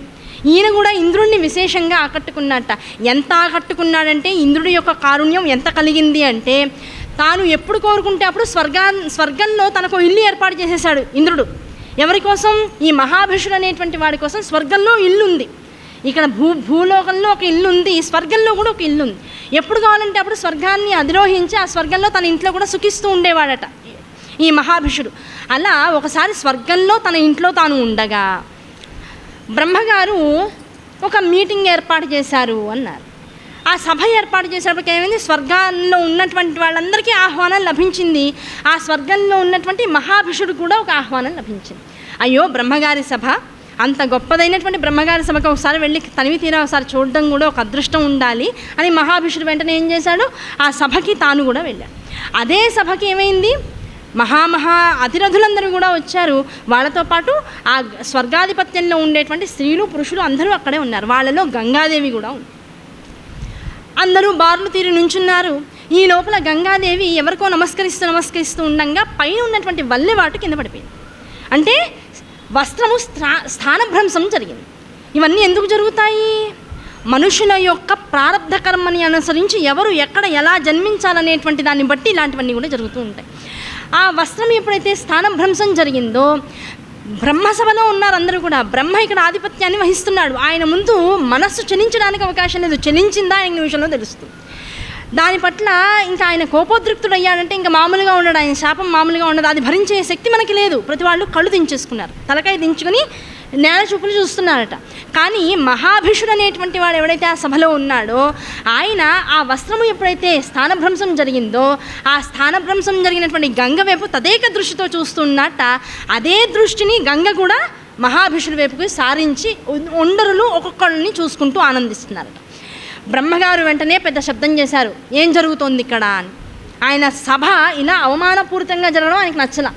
నచ్చపోయేటప్పటికి ఏం చేశారు, ఇద్దరూ కూడా ఈ సభలో ఉన్నాననేటువంటి ఆలోచన కూడా వదిలేసేసి కామోద్రేకితమైనటువంటి ఆలోచనలతో మునిగిపోయారు. కనుక మీ ఇద్దరు మనుష్యలోకంలో మర్త్యలోకానికి వెళ్ళిపోండి, అక్కడ జన్మించండి. అక్కడ జన్మించి మీకు ఒండర్ల మీద ఉన్నటువంటి కామపూరితమైనటువంటి ఆలోచనలు పూర్తిగా నశించిపోయేదాకా అక్కడ శాపగ్రస్తులై అక్కడ చరిస్తూ మొత్తం అంతా మీ కోరికలు తీరిన తర్వాత అప్పుడు మళ్ళీ తపస్సు చేసి నా దగ్గరికి రండి, స్వర్గలోకానికి రండి, అప్పటిదాకా మర్త్యలోకంలో మీ ఇద్దరు తిరుగుదురుగాక అని శపించేశారు. దాంతో ఏమైపోయింది, ఎంత గొప్పవాడు మహాభిషుడు, 1000 అశ్వమేధాలు చేశాడు, 100 వాజపేయాలు చేశాడు. ఇప్పుడు ఏమైంది, ఒక్కసారిగా అంత పెద్ద స్థానంలో ఉన్నవాడు కాలు జారి కింద పడిపోయాడు. కింద పడిపోయేటప్పటికి ఏమైంది, ఇప్పుడు జగత్తులో మర్త్యలోకంలో పుట్టాలి, మర్త్యలోకంలో అంతటి వాడు పుట్టాలి అంటే తగిన వాడిని ఎన్నుకోవాలి. అందుకని వెంటనే ఏం చేశాడు, పూర్వంశంలో ఉన్నటువంటి ప్రదీప మహారాజుని ఎన్నుకున్నట్ట. ఆ ప్రదీప మహారాజుని ఎందుకుని ఆయన ఇంట్లో ఆయన వంశంలో ఆయనకి కొడుకుగా పుట్టాలని తానంతట తానుగా నిర్ణయించుకుని తన శరీరాన్ని వదిలేసేశాడు. అక్కడి నుంచి మర్త్యలోకంలోకి రావాల్సినటువంటి ఏర్పాటు చేసుకున్నాడు. ఈ లోపలేమైంది, ఈ ఓ పక్కన ఈ మహాభిషుడు గంగాదేవి మర్త్యలోకంలోకి రావడానికి తగినటువంటి ఏర్పాట్లలో వాళ్ళు ఉన్నారు. అదే సమయంలో అష్టవసువులు అనేటువంటి వాళ్ళు ఉన్నారు, 8 మంది. ఆ అష్టవసువులు కూడా ఒకనాడు ఆకాశాల్లో చెరుస్తూ ఒక ప్రాంతం నుంచి ఇంకో ప్రాంతానికి వెళ్తూ భార్యలతో పాటు విహారం చేస్తున్నారు. ఆ విహారం చేసే సమయంలో భార్యలందరూ కిందకి చూస్తూ అక్కడ ఉన్నటువంటి ప్రకృతి సౌందర్యాలు చూస్తూ ఆనందిస్తున్నారట. అందులో ద్యుహు అనేటువంటి ఒక అష్టావసువు యొక్క భార్య కింద చూసి ఒక అద్భుతమైనటువంటి ఆశ్రమాన్ని చూసి ఆపండి విమానాన్ని ఆపండి అందిట. ఎందుకు ఆపారు, ఇదేదో పెద్ద ఆశ్రమం చాలా బాగుంది అంటే ద్యుహు చెప్పాడు, అమ్మ ఇది వశిష్ఠుడి యొక్క ఆశ్రమం, ఆయన చాలా గొప్పవాడు అని అంటే అంత గొప్ప ఆశ్రమంలో అక్కడ ఏదో బాగా మెరిసిపోతుంది, ఆ మెరుపు ఏమిటో తెలుసుకోవాలి, ఒకసారి కింద దింపండి అన్నట్ట. కింద దింపారు, విమానాలన్నీ కింద దింపారు. దగ్గరికి వెళ్ళి చూశారు, అది నందిని అనబడేటువంటి కామధేనువు యొక్క పుత్రిక. ఆ కామధేనువు యొక్క పుత్రిక అవడంతో కామధేనువు పోలికలన్నీ దానికి వచ్చినాయి. విశేషంగా మెరిసిపోతుందట, వజ్ర సమానమైనటువంటి మెరుపుతో కాంతితో అలలారుతోంది నందిని అనేటువంటి ఆ ఆవును చూసి ఎందుకు ఇంత మెరుస్తోంది అంటే కామధేనువు యొక్క పుత్రిక స్వయంగా ఈ ఆవు యొక్క పాలు స్వీకరించిన, ఆవుకి సేవ చేసిన, ఆవుకి కాస్త గడ్డి వేసిన అసలు ఆ ఫలితం ఇంత ఉంటుందని చెప్పడానికి లేదు. మరణం అనేటువంటిది కానీ జర అనేటువంటిది కానీ దగ్గరికి రాదు. ప్రారబ్ధ కర్మ విశేషాన ఎటువంటి పాపాలు ఎవరు జగత్తులో అనుభవిస్తున్నా సరే ఈ నందిని యొక్క పాలని గ్రసించినటువంటి వాడు అన్ని పాపాల నుంచి బయటకు వచ్చేస్తాడు. అసలు ఇది ఈ పాపము ఈ పుణ్యము పోతుంది, లేకపోతే ఇది వస్తుంది ఇది రాదు అని చెప్పడానికి లేదు. అసలు అది మన ఇంట్లో ఉంది అంటే అదొక కామధేనువు, ఇంకా దాన్ని మించినటువంటి స్వర్గం లేదు, దాన్ని మించినటువంటి ఆ సంపద లేదు, ఇంకా మనం ఎవరితోనూ పోల్చుకోవడానికి సమానమైనటువంటి వాళ్ళం కామంతటి స్థితిగా వెళ్ళిపోతాము అని చెప్పాడు ద్యుహు అనేటువంటి వాడు. ఆడవాళ్ళకి వెంటనే కోరిక వస్తుంది లోపల నుంచి, అబ్బాయి ఇంత మంచి ఆవు ఈయన దగ్గర ఉండి ఏం చేస్తుంది, నాకు కావాలి. నాకు కావాలనేటప్పటికి ఏమైంది, కామంతో పాటు భార్యలతో పాటు బయటంతా తిరుగుతూ విహారం చేసినటువంటి వారు అటువంటి సమయంలో భార్య అడిగినటువంటి కోరిక తీర్చకపోతే ఆనందం లేదు. దాంతో ద్యుహు ఏం చేశాడు, బుద్ధిని పక్కన పెట్టి భార్య అడిగినటువంటి తడవే ఆ కోరికను తీర్చడం కోసం నందిని బలవంతంగా లాక్కుంటూ మొత్తం 8 మిగతా 7 సహాయంతోనూ నందినిని లాక్కుని విమానంలో ఎక్కించుకుని వెళ్ళిపోయారు. ఈ లోపల వశిష్ఠుల వారు వచ్చారు, మొత్తం శిష్యులతో పాటు నదీ స్నానాలు అవి పూర్తి చేసుకుని మిగతా క్రతువులన్నీ పూర్తి చేసుకుని వచ్చారు, ఆశ్రమానికి వచ్చేటప్పటికల్లా నందిని లేదు. దివ్య దృష్టితో చూశారు, అష్టవసువులు కనబడ్డారు. వెంటనే నీళ్లు చేతిలోకి తీసుకుని వీరందరూ కూడా మర్త్యలోకంలో మనుషులే అష్టకష్టాలు పడి నానా ఇబ్బందులు పడి కొన్ని వేల సంవత్సరాల పాటు మనుషులుగా ఉండిపోతారు. ఇంకా వీళ్ళ కష్టాలు ఇన్నని చెప్పడానికి మనుషులు కూడా వేసారిపోతారట. అన్ని కష్టాలు పడేటువంటి జన్మలు వీళ్ళకి వస్తాయని మొత్తం 8 మందిని శపించేశారు. శపించేటప్పటికి ఏమైపోయింది, ఇక్కడ ఈయన శాపం ఇవ్వడంతో పాటు అష్టవసువులు మొత్తం అందరికీ కూడా స్వర్గలోకంలో ఉండేటువంటి ఆధిపత్యాలన్నీ కూడా వెళ్ళిపోయాయి. మొత్తం విమానంతో సహా అన్నీ మాయమైపోయినాయి. అయ్యి బాబోయ్ ఏం జరిగిందని వెంటనే తెలిసిన వారిని అడిగితే, అయ్యా మీరు చేసినటువంటి తప్పు నందినిని తీసుకొచ్చేశారు, ఆ శాపం ఇచ్చాడు వశిష్ఠుల వారని చెప్పంగానే పరుగున భార్యలతో పాటు వచ్చి ఆయన కాళ్ళ మీద పడ్డారు. అయ్యా ఏం చేద్దాం, క్షమించండి, బుద్ధి కర్మానుసారిణి అని చెప్పి మాతో ఈ తప్పు చేయించింది, మరి కర్మ ఎలా తీరుతుంది మాకు, ఎలా మాకు ఇంత పెద్ద శిక్ష వేశారు, ఏదో స్వర్గంలో ఉండి అమృతాన్ని తాగుతూ ప్రశాంతంగా ఉండేటువంటి వాళ్ళం మర్త్యలోకంలో పుట్టి ఈ రక్తముతోనూ చీముతోనూ దీంతో ఇక్కడ ఉండడం మా వల్ల కాదు, పైగా కొన్ని వేల సంవత్సరాలు ఇక్కడ ఉండిపోమని మాకు శాపం ఇచ్చారు, తరుణోపాయం తెలపండి, క్షమించండి క్షమించండి అని ఆయన పాదాలు వదలకుండా పట్టేసుకున్నారు. ఏడ్చారు, విపరీతంగా ఏడ్చారు. వారి బాధ చూసి పాపం వశిష్ఠుడి యొక్క మనస్సు పాపం కరిగిందట. కరిగి ఏం చేశాడు, అయ్యా ఇట్లా కాదు, అయితే ఓ పని చేస్తా, ఒక అద్వితీయమైనటువంటి దంపతుల కడుపులో మీరు పుట్టేటట్లుగా అనుగ్రహం ఇస్తా, అది మీరే ఎంచుకోండి జాగ్రత్తగా, అది ఏమిటి ఎలా అని. ఆ సమయంలో మీరు పుట్టిన తర్వాత ఆ అద్వితీయమైనటువంటి ఎవరు దంపతులు అనేది నేను చెప్పలేను, వారి కడుపున పుట్టినందుకు కాను పుట్టిన మరుక్షణం మీకు వాళ్ళ వల్ల మోక్షం వచ్చేస్తుంది. అలా 8 సంవత్సరాలు ఒక్కొక్కళ్ళు పుడుతూ మీ కర్మఫలాన్ని కానిచ్చేసుకోండి. కానీ 8వ వాడైనటువంటి వాడు ద్యుహు ఉన్నాడు, వాడు నా నందిని మెడకాయ పట్టుకుని గట్టిగా లాగాడు, దాని బాధకి కారణోపేతుడైనాడు. పైగా ఇంత జరగడానికి వాడే కారణం, వాడికి కలిగినటువంటి ఆ కామాసక్తే కారణం. కనుక వాడు మాత్రం ఎట్టి పరిస్థితుల్లోనూ నేను ఇచ్చినటువంటి ఈ శాపం నుంచి బయటికి రావడానికి వీల్లేదని గట్టిగా చెప్పాడు. సరే 7 బయటకు వచ్చారు కదా, కానీ ఎవరో ఒకళ్ళన్నా అనుభవిస్తారని ద్యుహు, అయ్యా నేను చేసిన పాపానికి ఇదే నిష్కృతి అయితే మనస్ఫూర్తిగా హాయిగా శిరస్సు వంచి ఈ శాపాన్ని నేను అనుభవిస్తానన్నాడు. సరే అన్నారు. వీళ్ళందరూ కళ్ళు తుడుచుకుంటూ ఇప్పుడు ఏం చేద్దామని పాపం గంగానది తీరంలో ఆలోచించుకున్నాడు. ఈ లోపల గంగ శాపగ్రస్తులారై బ్రహ్మ ద్వారా మర్త్యలోకంలో పుట్టడం కోసం వస్తోంది. స్వర్గం నుంచి గంగ భూలోకంలోకి వస్తుంది. ఆవిడ కనబడింది. వెంటనే ఆవిడ నాపర, తల్లి ఏమమ్మా ఇలా కిందకు వస్తున్నావు అన్నారు. ఇగో ఇది విషయం, నేను శాపగ్రస్తురాలైనా ఇక్కడ రావాలి, ఇక్కడికి వచ్చి ఈ మహాభిషుడు అనేటువంటి వాడు మరో యోగంలో ఉంటాడు, ఇంకో శరీరంతో ఉంటాడు, వాడిని పెళ్లి చేసుకుని ఇగో ఇన్ని కాలం ఇవన్నీ కూడా చేయమని చెప్పేసి బ్రహ్మ మొత్తం శాపం ఇచ్చాడు. మొత్తం తన వృత్తాంతం అంతా చెప్పింది. వెంటనే వీళ్ళు నమస్కరించారు, కాళ్ళు పట్టేసుకున్నారు. అమ్మ నువ్వే నాకు తరుణోపాయం తల్లి, నువ్వు ఎప్పుడైతే జగత్తులోకి వచ్చి ఆయనని వివాహం చేసుకుని ఇక్కడ ఉంటావో నీ అనుగ్రహం మా మీద రావాలి. నీ కడుపున మేము మొత్తం 8 సంవత్సరాలు ఒక్కొక్కళ్ళంగా పుడుతూ ఉంటాం. ఆ పుట్టిన వెంటనే మమ్మల్ని నీ చేతులతో గంగలోకి విసిరేసి మాకు మోక్షాన్ని అనుగ్రహించు, నీ ద్వారా మేము స్వాంతనాన్ని పొందుతాను. నువ్వు మాట ఇచ్చావా, ఇంకా మేము ప్రశాంతంగా ఉండొచ్చు. ఈ కళ్ళు మూసుకుంటే 8 ఏళ్ళు గబుక్కుని గడిచిపోతాయి. కనుక నువ్వు మమ్మల్ని అనుగ్రహించాలి అని ఆవిడ పాదాలు వదలబోయేటప్పటికల్లా ఆవిడంది, ఎలాగూ నేను పాపాన్ని అనుభవిస్తున్నాను, మీరు పాపాన్ని అనుభవిస్తున్నారు, ఎవరో ఒకరికి తొందరగా మోక్షం దొరుకుతుందంటే మరీ ఆనందం, కనుక నా ద్వారా మీరు ఆనందిస్తారు అంటే తప్పకుండా చేస్తాను, మీరేం వరి కాకుండా వెళ్ళండి అంది. సరే ఆనందం, ఎవరి స్వస్థానాలు వాళ్ళు చేరుకున్నారు. ఈ లోపల గంగా శరీరంతో అంటే మనిషిగా గంగా తీరంలో తిరుగుతూ ఉన్నదట. ఆ తిరుగుతూ ఉన్నటువంటిది ఈ ప్రతీప మహారాజు, మన ఈ ఎవరి కడుపునైతే ఇప్పుడు పుట్టవలసినటువంటి మహాభిషుడు పుట్టాలో ఆయన ఆ ప్రతీపుడు అనేటువంటి మహారాజు గంగా తీరంలో తనకి పుత్రులు లేరు, పెద్ద రాజ్యం, మహారాజు తాను, పుత్రులు లేరు. పుత్రుల కోసం ఏం చేశారు, గంగా తీరంలో అటు ఇటు తిరుగుతూ ఒక ఆశ్రమాన్ని నిర్మించుకుని కొన్ని సంవత్సరాల పాటు సూర్యోపాసన చేశారు. ఆ సూర్యోపాసన చేసేటువంటి సమయంలో ఇంకా తపస్సు అయిపోయింది, సూర్య అనుగ్రహంతో త్వరలో నీకు కొడుకు పుడతాడయ్యా అని ఆయన ప్రమాణం చేసి ఆశీర్వదించి వరం ఇచ్చిన తర్వాత ఆశ్రమాన్ని అంతా తీసేసి మళ్ళీ తాను మహారాజుగా మళ్ళీ తన దేశానికి తను వెళ్ళేటువంటి తరుణం వచ్చేటప్పటికల్లా ఒకరోజు కూర్చుని సావధానంగా గంగని తదేకంగా చూస్తూ ప్రార్థిస్తున్నాడట. ఆ ప్రార్థించే సమయంలో ఆ గంగా తీరంలో శరీరంతో తిరుగుతున్నటువంటి గంగ వచ్చి ఈయన కుడి తోడ మీద కూర్చుందట.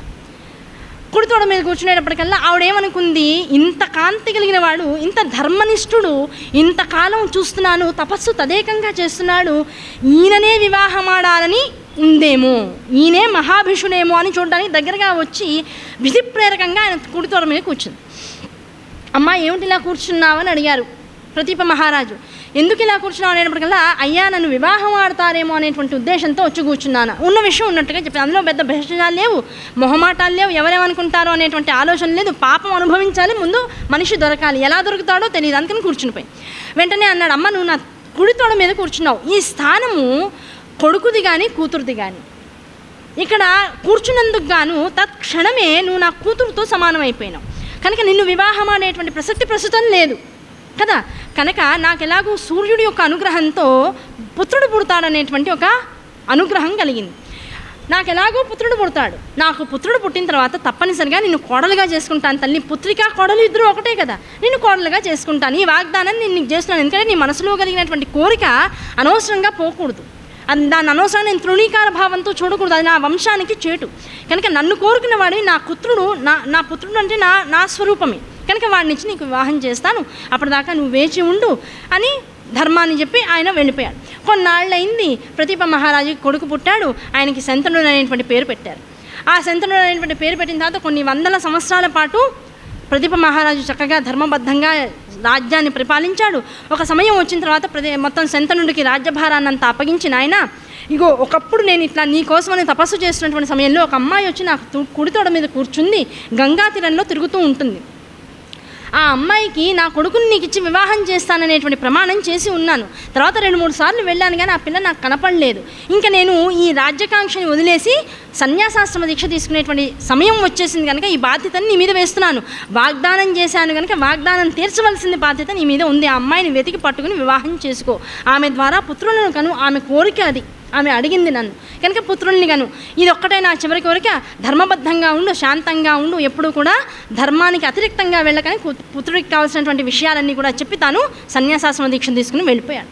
ఈ లోపల శంతన మహారాజు అన్ని వైపులా చూస్తున్నాడు. గంగానదీ తీరం అంటే ఏ గంగానదీ తీరం, అన్ని గంగానదీ తటాకాల వైపుకు వెళ్తున్నాడు.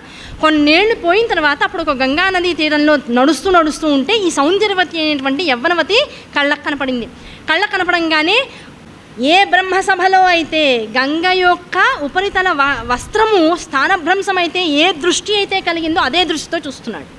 కానీ శంతన మహారాజుకి ఎక్కడా కూడా పూర్వజన్మ వాసన కలగలేదు.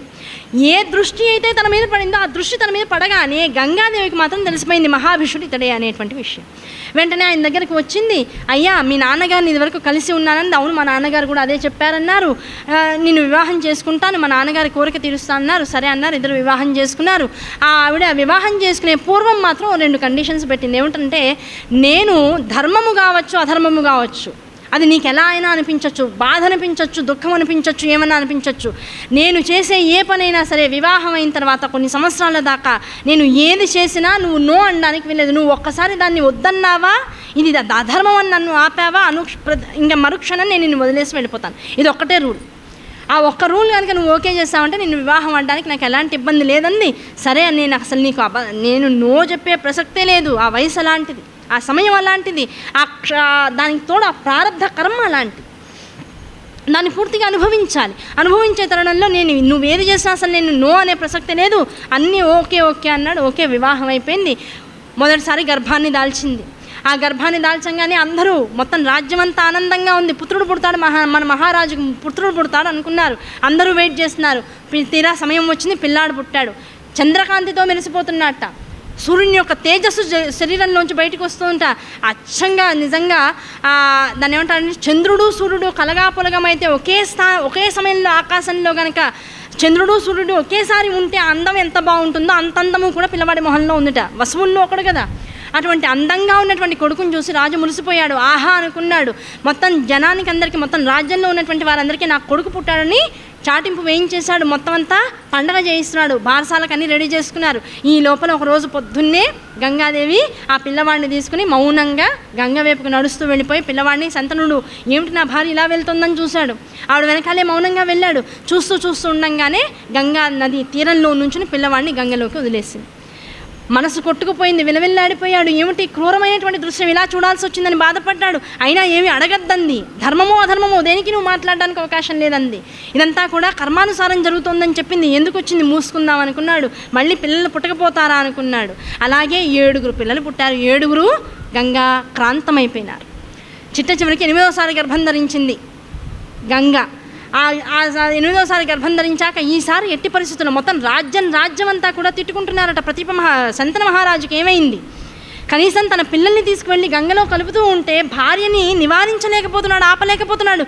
ఇంత చేతగాని వాడా మన రాజు, ఇలాంటి వాడు మనల్ని రక్షిస్తాడు, తన కడుపున పుట్టినటువంటి పిల్లల్ని రక్షించుకోలేకపోతున్నాడు, ఇంకా మనకి రక్షణ ఉందా ఈ రాజ్యంలో అని పక్క రాజ్యాలకి వలసపోతున్నారట. ఈ విషయాలన్నీ తెలుసుకున్నాక శంతనుడు మనస్సు కుదించుకుపోయింది, బాధపడిపోయింది. ఈసారి ఎట్టి పరిస్థితుల్లో పిల్లవాడు పుట్టిన తర్వాత ఆపవలసిందే అని కృతనిశ్చయానికి వచ్చేసాడు. పిల్లవాడు పుట్టాడు. పొద్దున్నే నిద్ర లేచింది, పిల్లవాడిని తీసుకుని గంగా తటాకానికి వెళ్తోంది. వెళ్ళంగానే చండాలు రాలా అంటూ భార్యను ఆపేశాడు. నీకు మనస్సు లేదా? తల్లివి కాదా? ఆడదానివి కాదా? అయ్యో ఇంతమంది పిల్లలే కళ్ళ ముందు పుట్టారే, పుట్టంగానే తీసుకొని అందులో కలిపేస్తున్నావే, కనీసం రాజ్యానికి ఒక్క వారసుడన్నా నాకు ఇద్దామనేటువంటి కృతజ్ఞతాభావం నీకు లేకుండా అయిపోయింది. ఇంకా భార్యగా నిన్ను ఏ రకంగా నేను ఆమోదించాలి? నిన్ను రాణిగా, మహారాజ్ఞిగా జనాలు ఏ రకంగా నిన్ను ఆస్వాదిస్తారు? నిన్ను తమ తల్లిగా ఎలా భావిస్తారు? కనుక నీకు అర్హత లేదు వాళ్ళ నుంచి. నా కొడుకుని అక్కడ పెట్టేసి నువ్వు ఎటన్నా వెళ్ళిపో, నాకు సంబంధం లేదన్నాడు. కొడుకుని విడవడానికి వీలు లేదు, తల్లి లేకుండా పిల్లవాడు పెరగడానికి అవకాశం లేదు. కనుక నువ్వు అడిగావు కనుక వీడిని నీకు వదిలేసిన, ప్రారంధవశాత్తు ఎలాగూ వీడిని దగ్గర ఉండాల్సిన వాడే. కానీ నేను వెళ్ళిపోయే సమయం వచ్చిందని నువ్వు నన్ను ఆపడం వల్ల నాకు తెలిసింది. నేను కూడా తపస్సు చేసుకోవాలి, వీడిని పెంచుతూ తపో మార్గంలో ఉండాలి, నా ప్రస్థానానికి నేను చేరుకోవాలి. కనుక నేను పిల్లవాడిని తీసుకెళ్ళి వాడికి 16 ఏళ్ళు వచ్చేదాకా నేను సర్వ విద్యను కూడా వాడికి నేర్పించి నీ దగ్గర విడుస్తాను. అంతవరకు ప్రశాంతంగా నీ రాజ్యాన్ని నువ్వు పాలించుకుంటూ, ఇది అధర్మమా అని ఎక్కువ ఆలోచించుకు, దీనివల్ల నువ్వు నశించిపోతావు, పాడైపోతావు. కనుక ఇవాళతో ఈ విషయాన్ని వదిలే, 16వ ఏటికల్లా మళ్ళీ ఇదే ఒడ్డుకి రా, పిల్లవాడిని నీకు అప్పగిస్తానని వాగ్దానం చేసి నదిలోకి వెళ్ళిపోయి. ఏం జరిగిందో అర్థం కాలేదు, కానీ పిల్లవాడిని ఇస్తానంది కదా, చాలు ఆనందంగా రాజ్యానికి వచ్చాడు. గంగాదేవిని మర్చిపోయే ప్రయత్నం చేశాడు, తన రాజ్యాన్ని తాను పాలించుకుంటున్నాడు, ప్రశాంతంగా ఉన్నాడు. 16 ఏళ్ళు చిటికలో గడిచిపోయినాయి. ఓ రోజు గంగా నదీ తీరంలో తిరుగుతూ ఉంటే పిల్లవాడు విశేషమైనటువంటి ధనుర్బాణ విద్యను అక్కడ ఉన్నటువంటి చెట్ల మీద, పుట్టల మీద, రాళ్ల మీద ప్రదర్శిస్తూ ఉన్నట్ట. అక్కడ జరుగుతున్నటువంటి ఆ శబ్దానాదాలు, అంటే బాణాలు వదులుతున్నప్పుడు వచ్చేటువంటి హ్రీంకారనాదాలు ఏవైతే ఉన్నాయో అవన్నీ వింటూ ఎవరో ఇక్కడ బాణాలతో ఆడుకుంటున్నారా లేకపోతే యుద్ధం జరుగుతుందా అనేటువంటి భావంతో అక్కడికి వచ్చాట శంతన మహారాజు. వచ్చినప్పటికల్లా 16 ఏళ్ల పిల్లవాడు అక్కడ కూర్చుని తన ధనుర్విద్య ప్రావీణ్యాన్ని అంతటిని కూడా ప్రదర్శిస్తున్నాడు ప్రకృతి వైపుకి. ఒకవైపున గంగ కూర్చుని పిల్లవాడి యొక్క ప్రతిభనంతా కూడా కళ్ళతో చూస్తూ ఆనందిస్తోంది. గంగ యొక్క పుత్రుడు కనుక వీడెవడు, నా వారసుడు అనేటువంటి విషయం శంతనుడిగా తెలిసిపోయింది. వెంటనే పిల్లవాడి దగ్గరికి వచ్చాడు. పుత్ర అన్నాడు. మీరేనా శంతన మహారాజు? మా అమ్మ చెబుతూ ఉన్నది, నేను సర్వవేదాలు చదివి ఉన్నాను, అన్ని రకాల విద్యలు నా తల్లి అనుగ్రహం వల్ల నేను నేర్చుకున్నాను. కనుక మీ అనుగ్రహం ఇన్నాళ్ళకి నా మీద పడింది కనుక మీతో వెళ్ళమని మా అమ్మ చెప్పింది కనుక వస్తాను అని ప్రమాణం చేశారు. తండ్రి ఎప్పుడైతే కొడుకు దగ్గరికి వస్తున్నాడో మరు మాట్లాడకుండా గంగ లోపలికి వెళ్ళిపోయింది. ఎందుకంటే ఆవిడ తపస్సుగా ఉంది, మళ్ళీ మాట్లాడడానికి అవకాశం లేదు, మళ్ళీ లంపటాల్లోకి వెళ్ళడానికి అవసరం లేదు. తనంతట తాను లోపలికి నిష్క్రమణ అయిపోయింది, తపస్సు చేసుకుంటూ ప్రశాంతంగా ఉంది. పిల్లవాడిని తీసుకువెళ్ళాడు, యువరాజు పట్టాభిషేకం చేశాడు, ఆనందంగా ఉన్నాడు. మరి విధి ఇలా ఉంటే ఎలా కుదురుతుంది?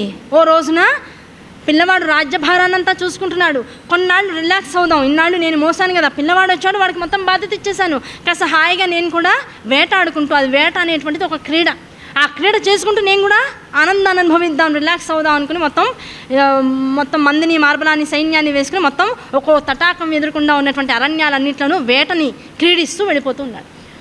ఒకానొక సమయం వచ్చినప్పటికల్లా కృష్ణా తీరానికి వచ్చాడు. కృష్ణా తీరానికి వచ్చినప్పటికల్లా ఆ ప్రదేశంలో తను తన డేరాలో పడుకుని ఉండంగా అక్కడంతా చేపల వాసన, రొయ్యల వాసన, ఈ ఎండిపోయినవన్నీ బయట వేసి ఉంటారు. ఆ వాసనతో మొత్తం ముక్కుపుటాలన్నీ కూడా బాగా ఇబ్బంది పడుతూ ఉన్నాయి. ఉన్నట్లుండి ఆ స్థానంలో ఒక మధ్యాహ్న సమయంలో చక్కటి కుసుమభరితమైనటువంటి వాసనలు మరులు గొలుపుతున్నాయి.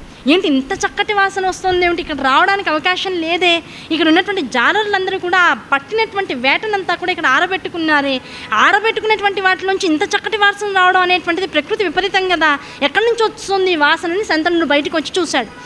యోజన గంధి నావని నడుపుకుంటూ అటు ఇటు తిరిగే వాళ్ళందరినీ ఈ ఒడ్డు నుంచి ఆ ఒడ్డుకి, ఆ ఒడ్డు నుంచి ఈ ఒడ్డుకి తీసుకొస్తుంది. దగ్గరికి వెళ్ళి పరీక్షించాడు, ఆవిడ శరీరం నుంచి ఆ వాసన వస్తుంది అనేటువంటి విషయం అర్థమైపోయింది. పైగా మనిషి ఎలా ఉంది, ఆ సమయాన్ని బట్టి నల్లగా ఉన్న కాళీ అనేటువంటి పేరుతో దాసరాజు మొట్టమొదటి అమ్మాయికి పెట్టినటువంటి పేరు కాళీ. కారణం ఏమిటి, నల్లగా ఉందిట. నల్లగా ఉన్నటువంటి పిల్ల, కానీ అందం ఎలా ఉందిట, చూస్తే కళ్ళు తిప్పుకోలేనంత అందంతో మెరిసిపోతుందిట. ఆ మెరిసిపోతూ అందంతో ఉన్నటువంటి శరీరం నుంచి ఇంత అద్భుతమైనటువంటి వాసనలు వస్తున్నాయట. వాసనకి లొంగిపోయాడు.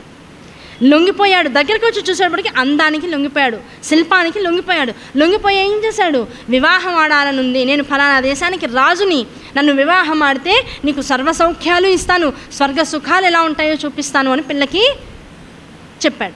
చెప్పగానే అయ్యా నేను 16 ఏళ్ల పిల్లని, ఏమండి పరాశర మహర్షి వచ్చి వ్యాస ఉత్తాంతం వచ్చినప్పుడు 16 ఏళ్ల పిల్లే, మరి ఇప్పుడు 16 ఏళ్ల పిల్లే, ఎంతకాలం జరిగింది మధ్యలో అంటే కన్యత్వాన్ని శాశ్వతంగా ఇచ్చాడు పరాశర మహర్షి.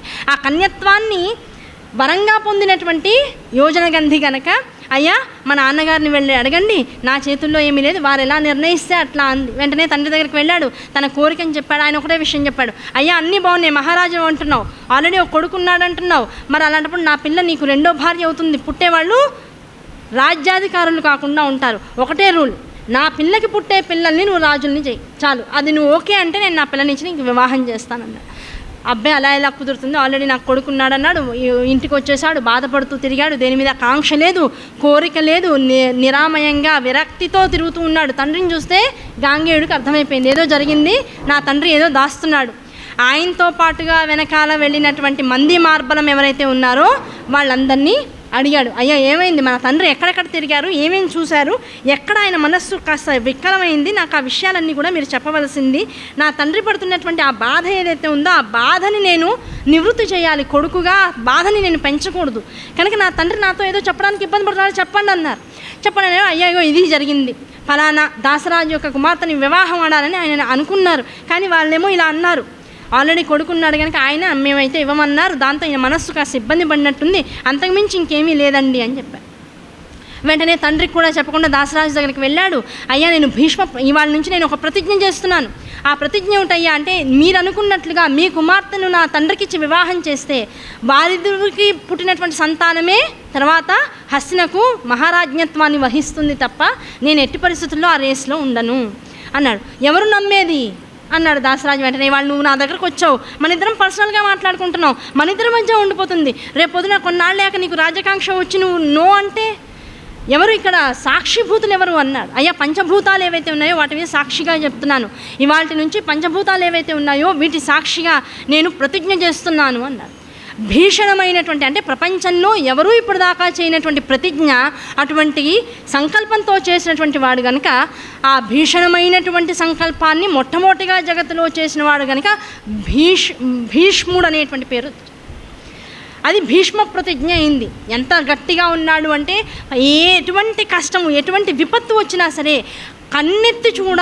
కన్నెత్తి కనీసం ఆ సింహాసనం వైపు కూడా నా చూపుని మరల్చను, ఇది నా వాగ్దానం అని చెప్పాడు.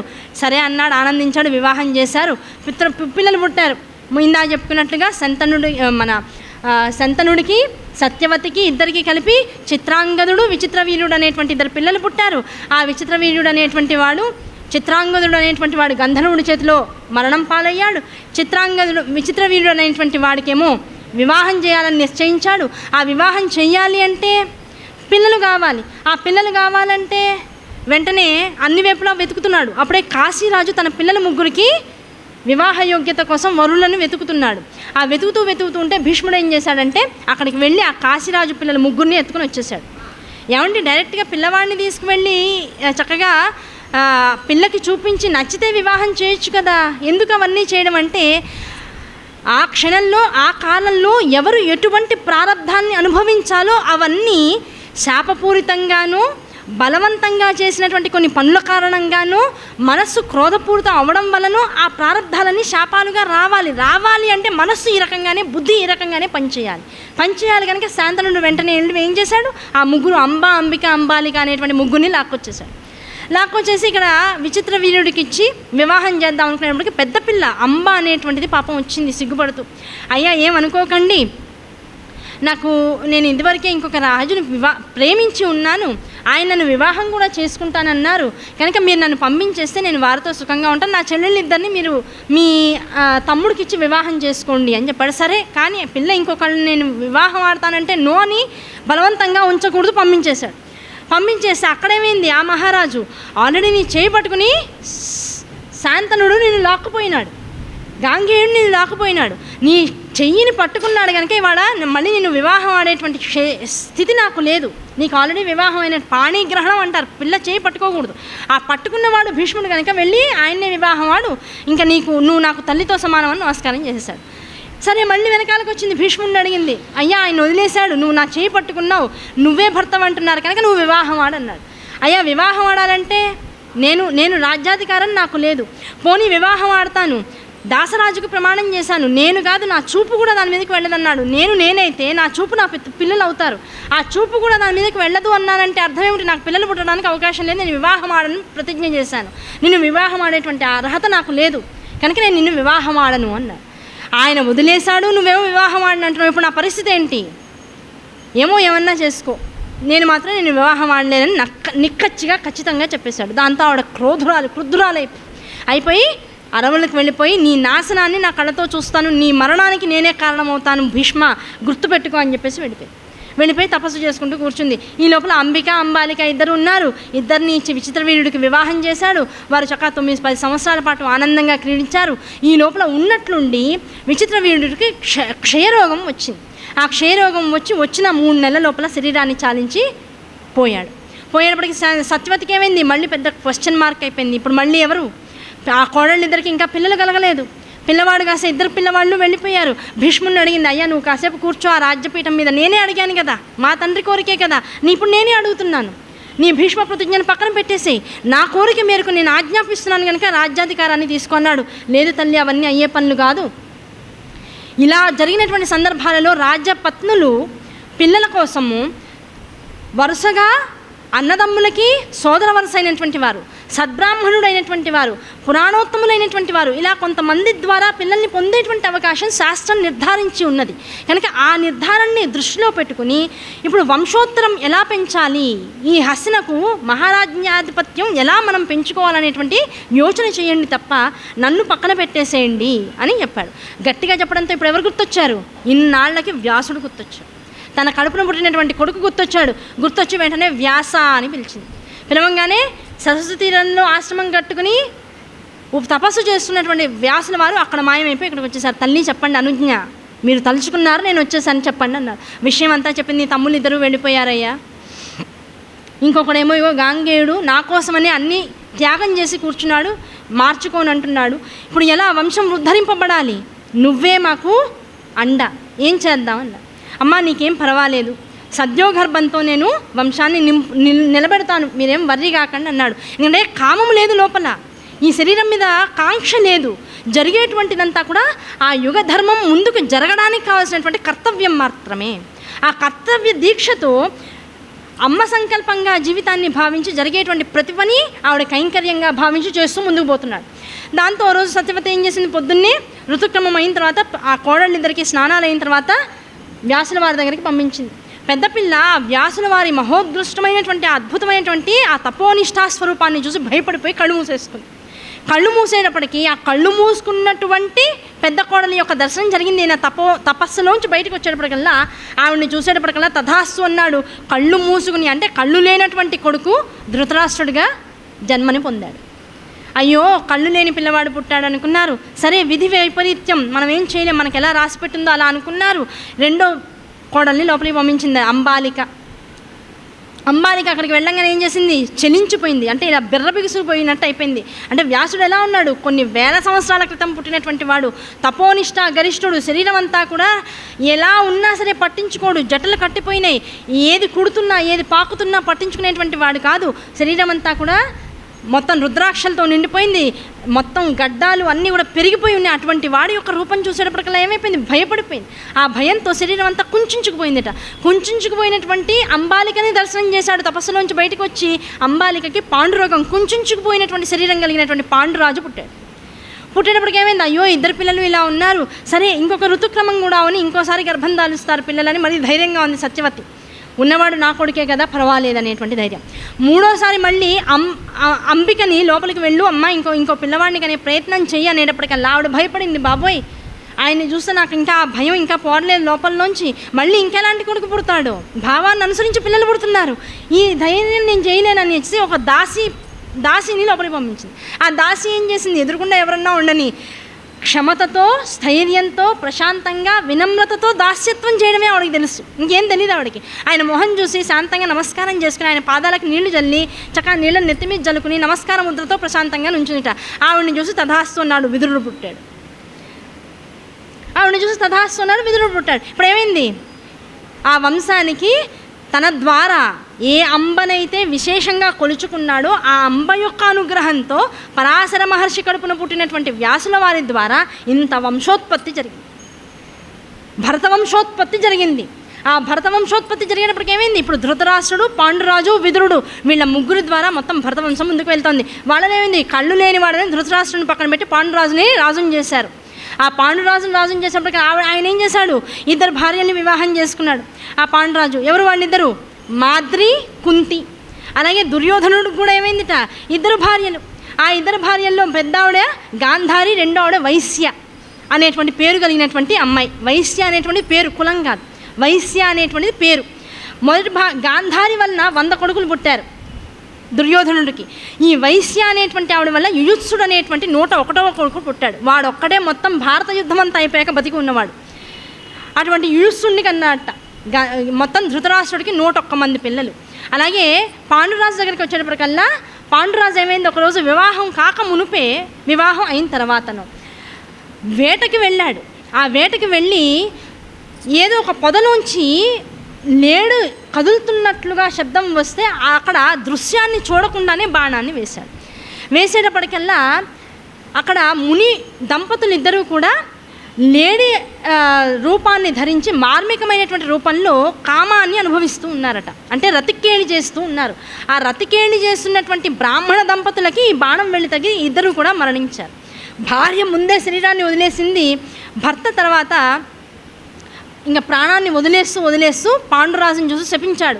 నువ్వు ఎంత పాపం చేశావో నీకు తెలియటం లేదు. అసలు పక్షులు కావచ్చు, ఇంకో అరణ్య జీవులు కావచ్చు, మనుషులు కావచ్చు, సుఖాన్ని అనుభవిస్తున్నటువంటి సమయంలో అసలు ఏ జీవిని నువ్వు చూడ్డానికే వీల్లేదంటే నువ్వు ఏకంగా మరణానికి మమ్మల్ని ఇద్దరిని కూడా తీసుకువెళ్ళిపోతున్నావు. కనుక అటువంటి నీవు భార్యతో సంగపం చేశావంటే ప్రాణం పోతుంది జాగ్రత్త అని శపించాడు. దాంతో ఇంటికి వచ్చాడే కానీ ఎక్కడా సుఖం లేదు. భార్యలిద్దరికీ చెప్పాడు, భీష్ముడికి చెప్పాడు, అయ్యా నాకు ఈ శాపం తగిలింది అన్నాడు. ఇక్కడే ఉంటే ఈ రాజసుఖాలన్నీ అనుభవిస్తూ ఉంటే లోపల నుంచి తామస గుణాలు విపరీతంగా బయటికి వస్తాయి, సుఖం కావాలనేటువంటి కోరికలు పెరిగిపోతూ ఉంటాయి, కనుక వనవాసం చేయాలి నేను అన్నాడు. నేను ఒక్కడిని వనవాసానికి వెళ్ళిపోతాను, నాకు ఈ సంసారం వద్దు, అనవసరంగా ఎందుకు ఈ బాధలన్నీ నాకని అన్నాడు.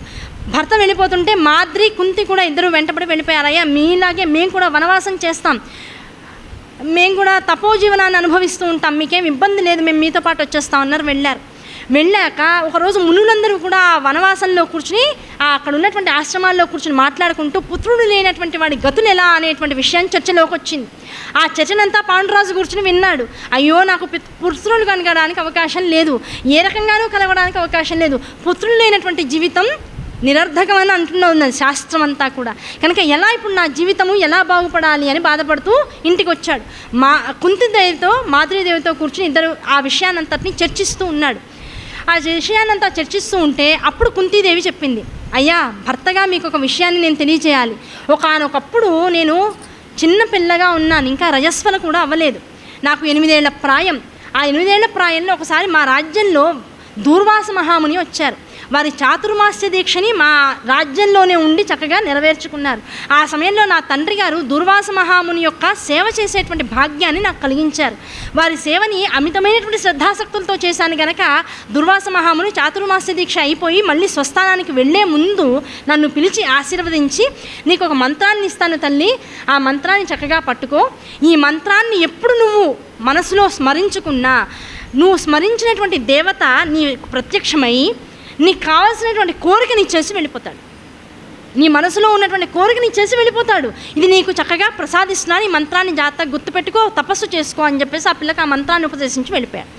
పిల్ల కదా, 8 ఏళ్ల పిల్ల, కోరిక కలిగింది లోపల, ఈ మంత్రం నిజంగా ఉందా లేదా, ఈయన నిజంగా ఇచ్చాడా ఆకతాయితనంగా ఇచ్చాడా, ఇదేదో తెలుసుకోవాలనేటువంటి కోరిక కలిగి ఓ రోజు పొద్దునే లేస్తూ సూర్యుడు ఉదయిస్తున్నట్ట. ఆ ఉదయిస్తున్న సూర్యుడిని తదేకంగా చూసబ్బా ఎంత బాగున్నాడు, ఎర్రగా ఉంటాడాయే, చిన్నగా ఉంటాడాయే, వేడి లేకుండా ఉంటాడు, ఎలా కెంపు ముద్దని చూస్తున్నట్లుగా ఉంటాడు. ఆ కెంపుగా ఉన్నటువంటి సూర్యబింబం వైపు చూస్తూ మంత్రాన్ని చదివేటప్పటికి ఏమైంది, ఆవిడ లోపల భావాన్ని అనుసరించి అదే ఎర్రదనాన్ని కలిగి ఉండి చిన్నపిల్లవాళ్ళలాగా, ఈవిడ 8 సంవత్సరాల పిల్ల అయితే ఆయన 16 సంవత్సరాల పిల్లవాళ్ళలాగా ఆవిడ ముందుకు వచ్చేసి ప్రియా చెప్పు అన్నాడు. బాబాయ్ ప్రియా ఏమిటి, ఆయన దుర్వాస మహాముని మంత్రం ఇచ్చాడు, ఆ మంత్రం పనిచేస్తుందో లేదో అని చిన్నగా వ్యవహరించాను, బాగుంది, చాలా ఆనందంగా ఉంది, మీ దర్శనం అయింది, నాకు చాలా ఆనందం, వెళ్ళి రండి అంది. అయ్యో వరం కోసమని కదా, నీకేదో ఒకటి ఇవ్వాలని కదా నన్ను ఈ మంత్రం ఇచ్చి నన్ను ఆహ్వానించావు, ఏమీ ఇవ్వకుండా వెళ్తే రేపొద్దున స్వర్గాలోకంలో నా తోటి వారు గ్రహాలన్నీ నన్ను చూసి నవ్వుతాయి, ఎందుకు పనికిరాని వాడిని అంటాయి, ఏదో ఒకటి కోరుకో అన్నాడు. ఎటువంటి భావంతో నన్ను పిలిచావో నాకు తెలుస్తోంది, నన్ను చూసి ఇష్టపడ్డావు, చిన్నగా ఉన్నాను, ఎర్రగా ఉన్నాను అనుకున్నావు, అటువంటి పుత్రుణ్ణి కలుగుతాడు. ఎందుకంటే నీ మనసులో ఉన్నటువంటి కోరిక నన్ను పొందాలనేటువంటి కోరికతో పిలిచావు, అంతే తప్ప దైవీ భావంతో పిలవలా. కనుక ఏ భావంతో నన్ను పిలిచావో ఆ భావనతో నీకు సుపుత్రుడు కలిగేలా నేను నిన్ను అనుగ్రహిస్తున్నాను. నాలాగే వజ్ర సమానమైనటువంటి దేహంతో ఉంటాడు. వాణ్ణి నిలవరించడం ఎవరి వల్ల కాదు జగత్తులో. దానంలో కానీ, దర్పంలో కానీ, యుద్ధంలో కానీ నన్ను మించినటువంటి పరాక్రమవంతుడు అవుతాడు, నీ కడుపున పుడతాడు అన్నాడు. అయ్యయ్యో ఎలా కుదురుతుందండి, అలా ఎలా కుదురుతుంది, క్షమించండి, వద్దు, నాకు ఈ వరం ఉంది, ఇచ్చేసాను పుత్రిక, తీసుకో ప్రియా అని చెప్పేశాడు. వెళ్ళిపోయాడు, అంతర్ధానం అయిపోయాడు. వెంటనే గర్భం దాల్చింది పిల్ల. గర్భం దాల్చినప్పటికి ఏమైపోయింది, 8 ఏళ్ల పిల్ల. 8 ఏళ్ల పిల్ల గర్భం దాదికి తప్ప ఎవరికి తెలియదు. చివరికి తల్లిదండ్రులకు కూడా తెలియకుండా పాపం దాది కన్న తల్లిలా ఆ కుంతీదేవిని పెంచుకుంది. ఆ 9 నెలల పాటు పాపం పోషించింది. పిల్లవాడు పుట్టాడు, సహజమైనటువంటి కవచకుండలాలతో పుట్టాడు. చూడగానే సూర్యవంశం తేజుడు అనేటువంటి విషయం అర్థమైపోతుంది.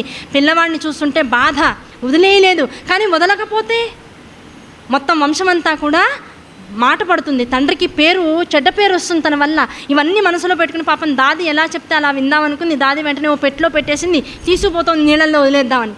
నీళ్ళల్లో వదిలేద్దామని తీసుకుపోతూ ఉంటే ఆ రాజ్యంలోనే రథాన్ని నడిపేటువంటి వాడు ఒకడు ఉన్నాడు. ఆయన ఎదురొచ్చాడు. ఆయన భార్యతో పాటు అప్పుడే తీర్థక్షేత్రాలన్నీ కూడా తిరిగి వచ్చి పిల్లలు కావాలి అనేటువంటి యోచనతో మొత్తం దేవుళ్ళందరినీ కూడా చూసుకొచ్చి అన్ని నదుల్లో స్నానం చేసి ఇంటికి వస్తున్నాడు. ఇంటికి వస్తూ ఉంటే ఈ దాది చేతిలో బుట్ట తీసుకుని పోతుంది. ఏమిటమ్మా ఇది అన్నారు. నాయన, నువ్వు ఎలాగో ఇలా వస్తున్నావు కదా, మా రాజుకి సేవకుడివే కదా, నీకు చిన్న పని చెప్తా, ఇది తీసుకువెళ్ళి ఎక్కడైనా నీళ్ళల్లో వదిలేసి, నేను అంత దూరం నడవలేను, పెద్దదాన్ని అయిపోయాను, ఆయాసంతో ఉన్నాను, అలసటతో ఉన్నాను, ఏంటని తెరవకు, ఏంటో చూడకు, తీసుకెళ్ళి నీళ్ళల్లో వదిలేయండి. అమ్మ ఏమనుకోకండి, ఏమిటో చెప్పండి, నేను చేసే పని తప్పో ఒప్పో నాకన్నా తెలియాలి కదా, నేను అధర్మం చేయలేను కదా, చెప్పండి, నేను ఎవరితోనూ చెప్పను, ఇది నేను మీకు ప్రమాణం చేస్తున్నాను అన్నాడు. వెంటనే చెప్పింది, నాయన అందులో పిల్లవాడు ఉన్నాడు, ఎవరు పిల్లవాడో అనకు, ఎక్కడ వాడో అని అడక్కు, తీసుకెళ్ళి తీసేసి. అమ్మ ఒక్క చిన్న విన్నపం, ఏమనుకోవద్దు, మాకు పిల్లలు లేరు, మీరు అన్నట్లుగా ఎవరి పిల్లాడో చెప్పం, మా పిల్లలనే చెప్తాం, జీవితంలో ఇంకెప్పుడు కూడా మీకు పేరు రాదు, మేమే పెంచుకుంటాం, మాకు వదిలేసేయండి, ఈ విషయం మీరు ఎవరితో చెప్పొద్దు, మేము ఎవరితో చెప్పాం అన్నారు. సరే, కానీ ఎక్కడో ఒకటి పిల్లవాడు పెరుగుతాడు, మహారాజు కుమారుడు, పాపం రాజభవనంలో ఉండాల్సిన వాడు, వీడికి గతి పట్టింది, అయినా సరే వదిలేసింది. పాపం ఆ రాధ జాగ్రత్తగా తీసుకుపోయింది, పిల్లవాడిగా పెంచుకుంది. అన్నీ అదో పెద్ద విచిత్రమైనటువంటి గాథలు. ఈ లోపల ఇక్కడ ఈ విషయం ఎప్పుడైతే కుంతీదేవి రాజుకు చెప్పిందో, పాండురాజు అన్నాడు, ఇంత గొప్ప వరం నీ దగ్గర ఉంచుకున్నావా, వెంటనే దీని ద్వారా పిల్లల్ని నాకు ఇవ్వు, పిల్లల్ని చూసుకుని కనీసం నా జీవితాన్ని ఆనందంగా గడిపేస్తాను అన్నాడు. వెంటనే ఏం చేసింది, యముణ్ణి ఆహ్వానించింది. యముడు ద్వారా యుధిష్ఠిరుడు వచ్చాడు. ఆ యముడు అయిన తర్వాత వాయుదేవుడు వచ్చాడు. ఆ వాయుదేవుడి తర్వాత ఇంకో దేవుడు వచ్చాడు, ఇంద్రుడు వచ్చాడు. వీళ్ళ ద్వారా అర్జునుడిని, భీముణ్ణి, వీళ్ళిద్దరిని కూడా కన్నది. ఈ లోపల మాద్రికి ఆశ పుట్టింది, అక్క నాకు కూడా మంత్రం ఇవ్వక్క, నేను కూడా పుత్ర సంతానాన్ని పొందుతాను, ఆనందం కలుగుతుంది నాకు కూడా, నువ్వు పిల్లల్ని కానీ నాకు లేకపోతే నాకు బాధేస్తుంది అని. వెంటనే మళ్ళీ దేవుణ్ణి, ఆ వశిష్ఠుల వారిని ఆ మంత్రంతో అనుష్ఠించి వెంటనే ఒక చిన్న వరం అడిగింది. అయ్యా, నేను ఈ మంత్రాన్ని ఇంకొకళ్ళకి ఇవ్వచ్చా అంటే, ఒకేసారి ఒక పర్యంకమే ఇవ్వచ్చు, వాళ్ళకు ఒకేసారి ఉపయోగపడుతుంది, మళ్ళీ 2 సార్లు వాళ్ళు యూజ్ చేసుకుంటా అంటే కుదరదని చెప్పేసి ఓ విషయం చెప్పాడు. వెంటనే మాద్రికి ఆ మంత్రం ఇచ్చింది. మాద్రి ఏం చేసింది, తెలివిగా అశ్విని కుమారులిద్దరిని తలుచుకుంది. అశ్విని పుత్రులిద్దరిని ఏకధాటిన తలుచుకుని నమస్కరించుకునేటప్పటికల్లా అశ్విని స్వరూపులైనటువంటి వారు నకులుడు, సహదేవుడు అనేటువంటి 2 పిల్లలు పుట్టారు. మొత్తం 5 పిల్లలు పాండురాజు పుత్రుడు. ఈ లోపలేమైంది, పిల్లలు పుట్టారు, ఆనందంగా ఉన్నాడు. ఆ పిల్లల ఆటపాటల్లో ఆనందంగా అనుభవించి ఆ పిల్లల్ని చూసినటువంటి వ్యామోహంలో తన శాపం గురించి మర్చిపోయాడు.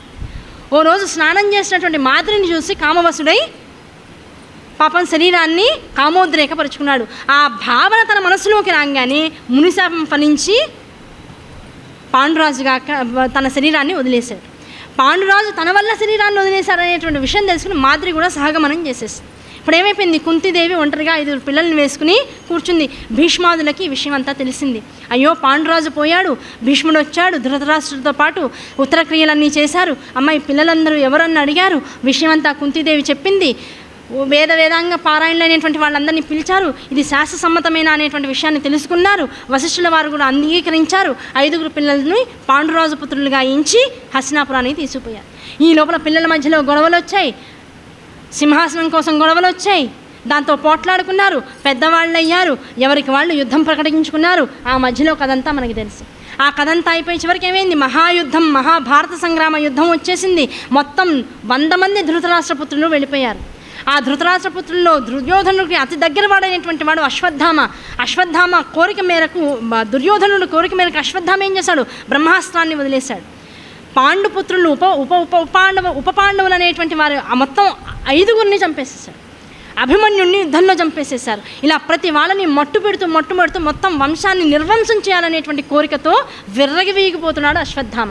ఆయన వేసినటువంటి ఆ బాణము గొప్పతనం ఎలాంటిది అంటే, అభిమన్యుడి యొక్క భార్య ఉత్తర గర్భంలో ఉన్నటువంటి పిండాన్ని కూడా చిదివేసిందిట. చిదివేసేటప్పటికి ఏం చేశారు, శ్రీకృష్ణుడి సహాయంతో ఆ పిండాన్ని మళ్ళీ బతికించుకున్నాడు.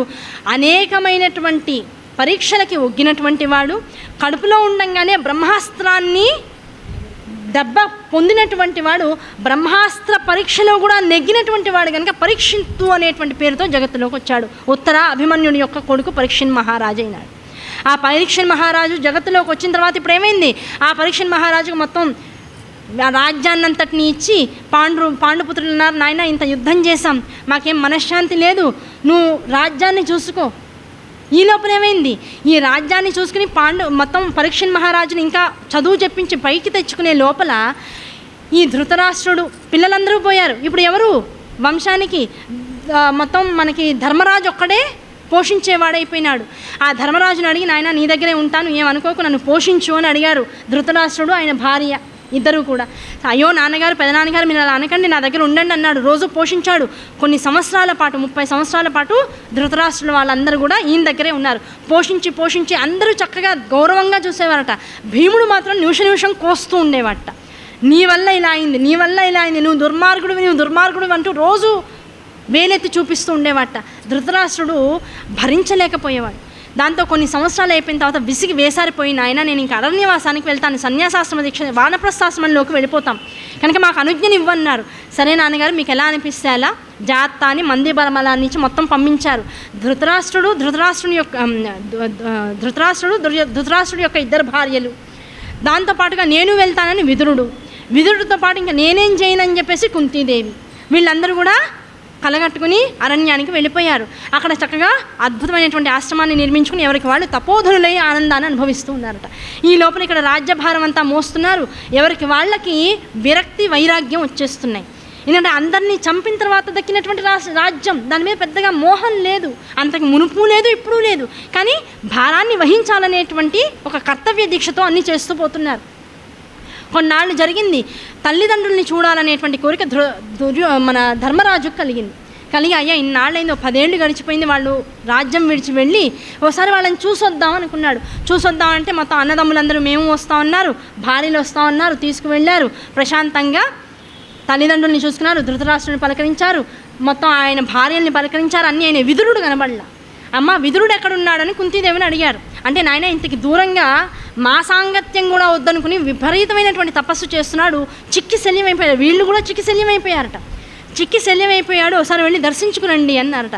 దీనికి కొన్ని కోసుల దూరంలో విదురుడు ఒంటరిగా కూర్చొని తపోనిష్టలో ఉన్నట. పిలిస్తే కూడా పలకరేయట.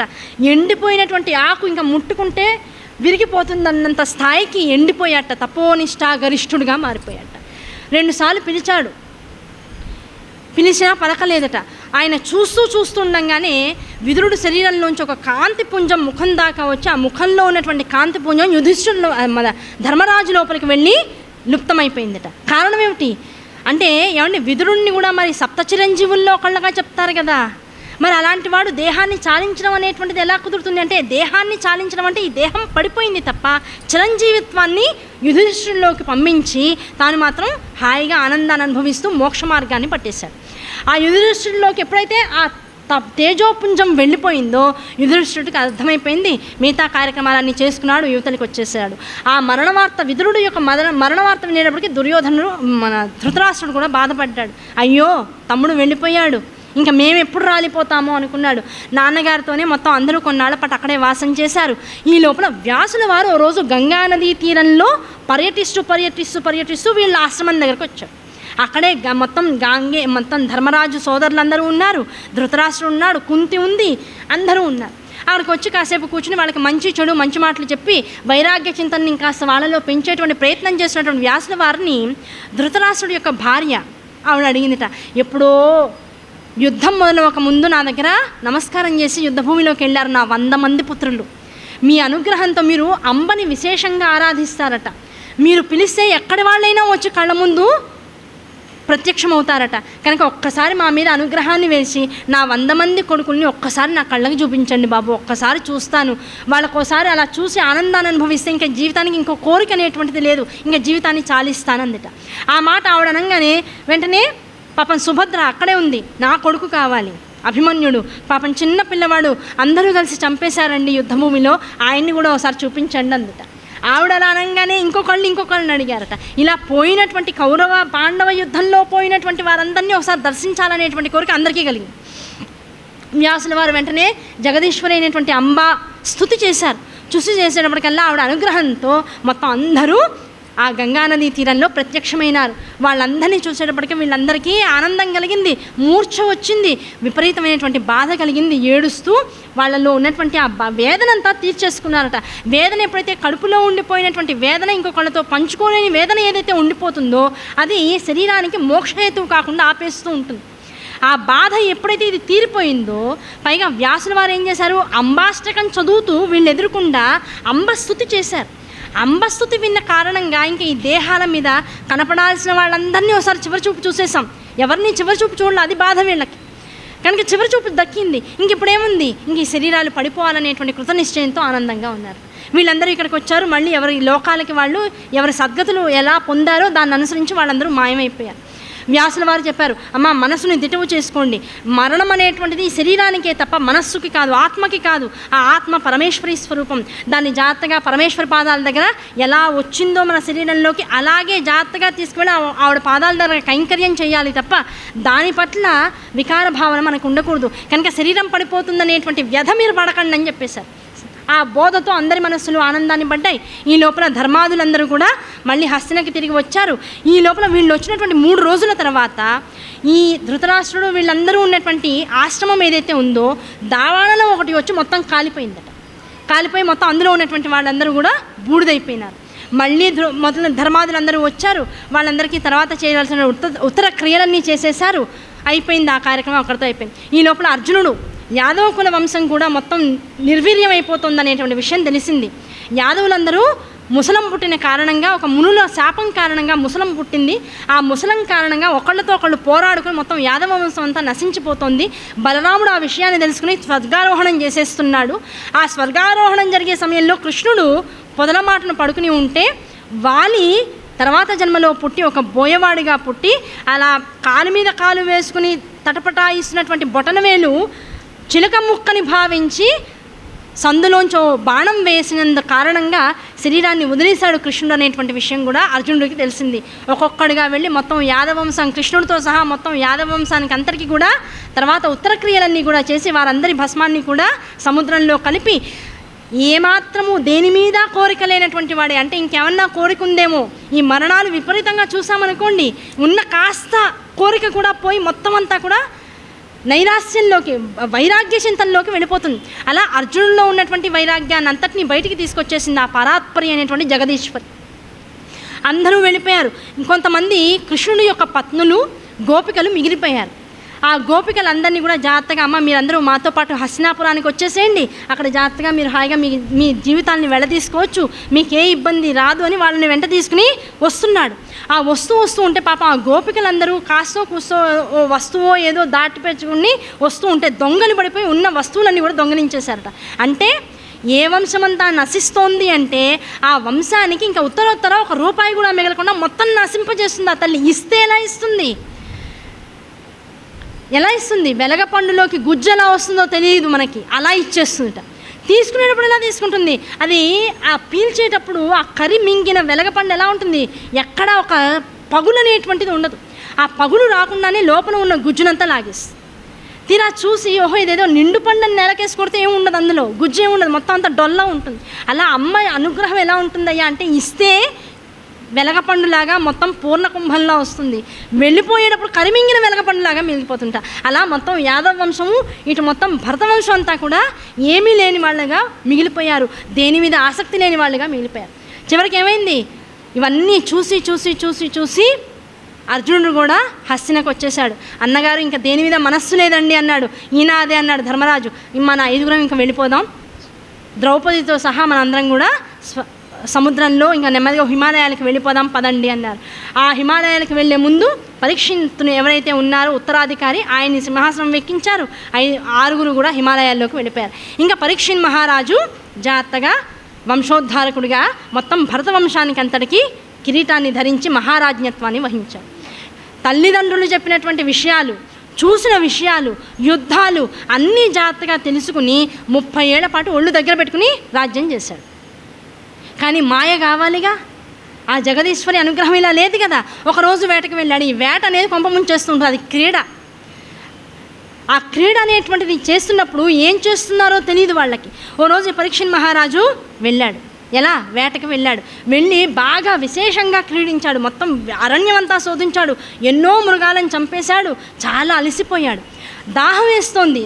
దగ్గరలో తటాకం అనేటువంటిది ఎక్కడ కనపడలా. ఒక ముని ఆశ్రమం కనబడింది.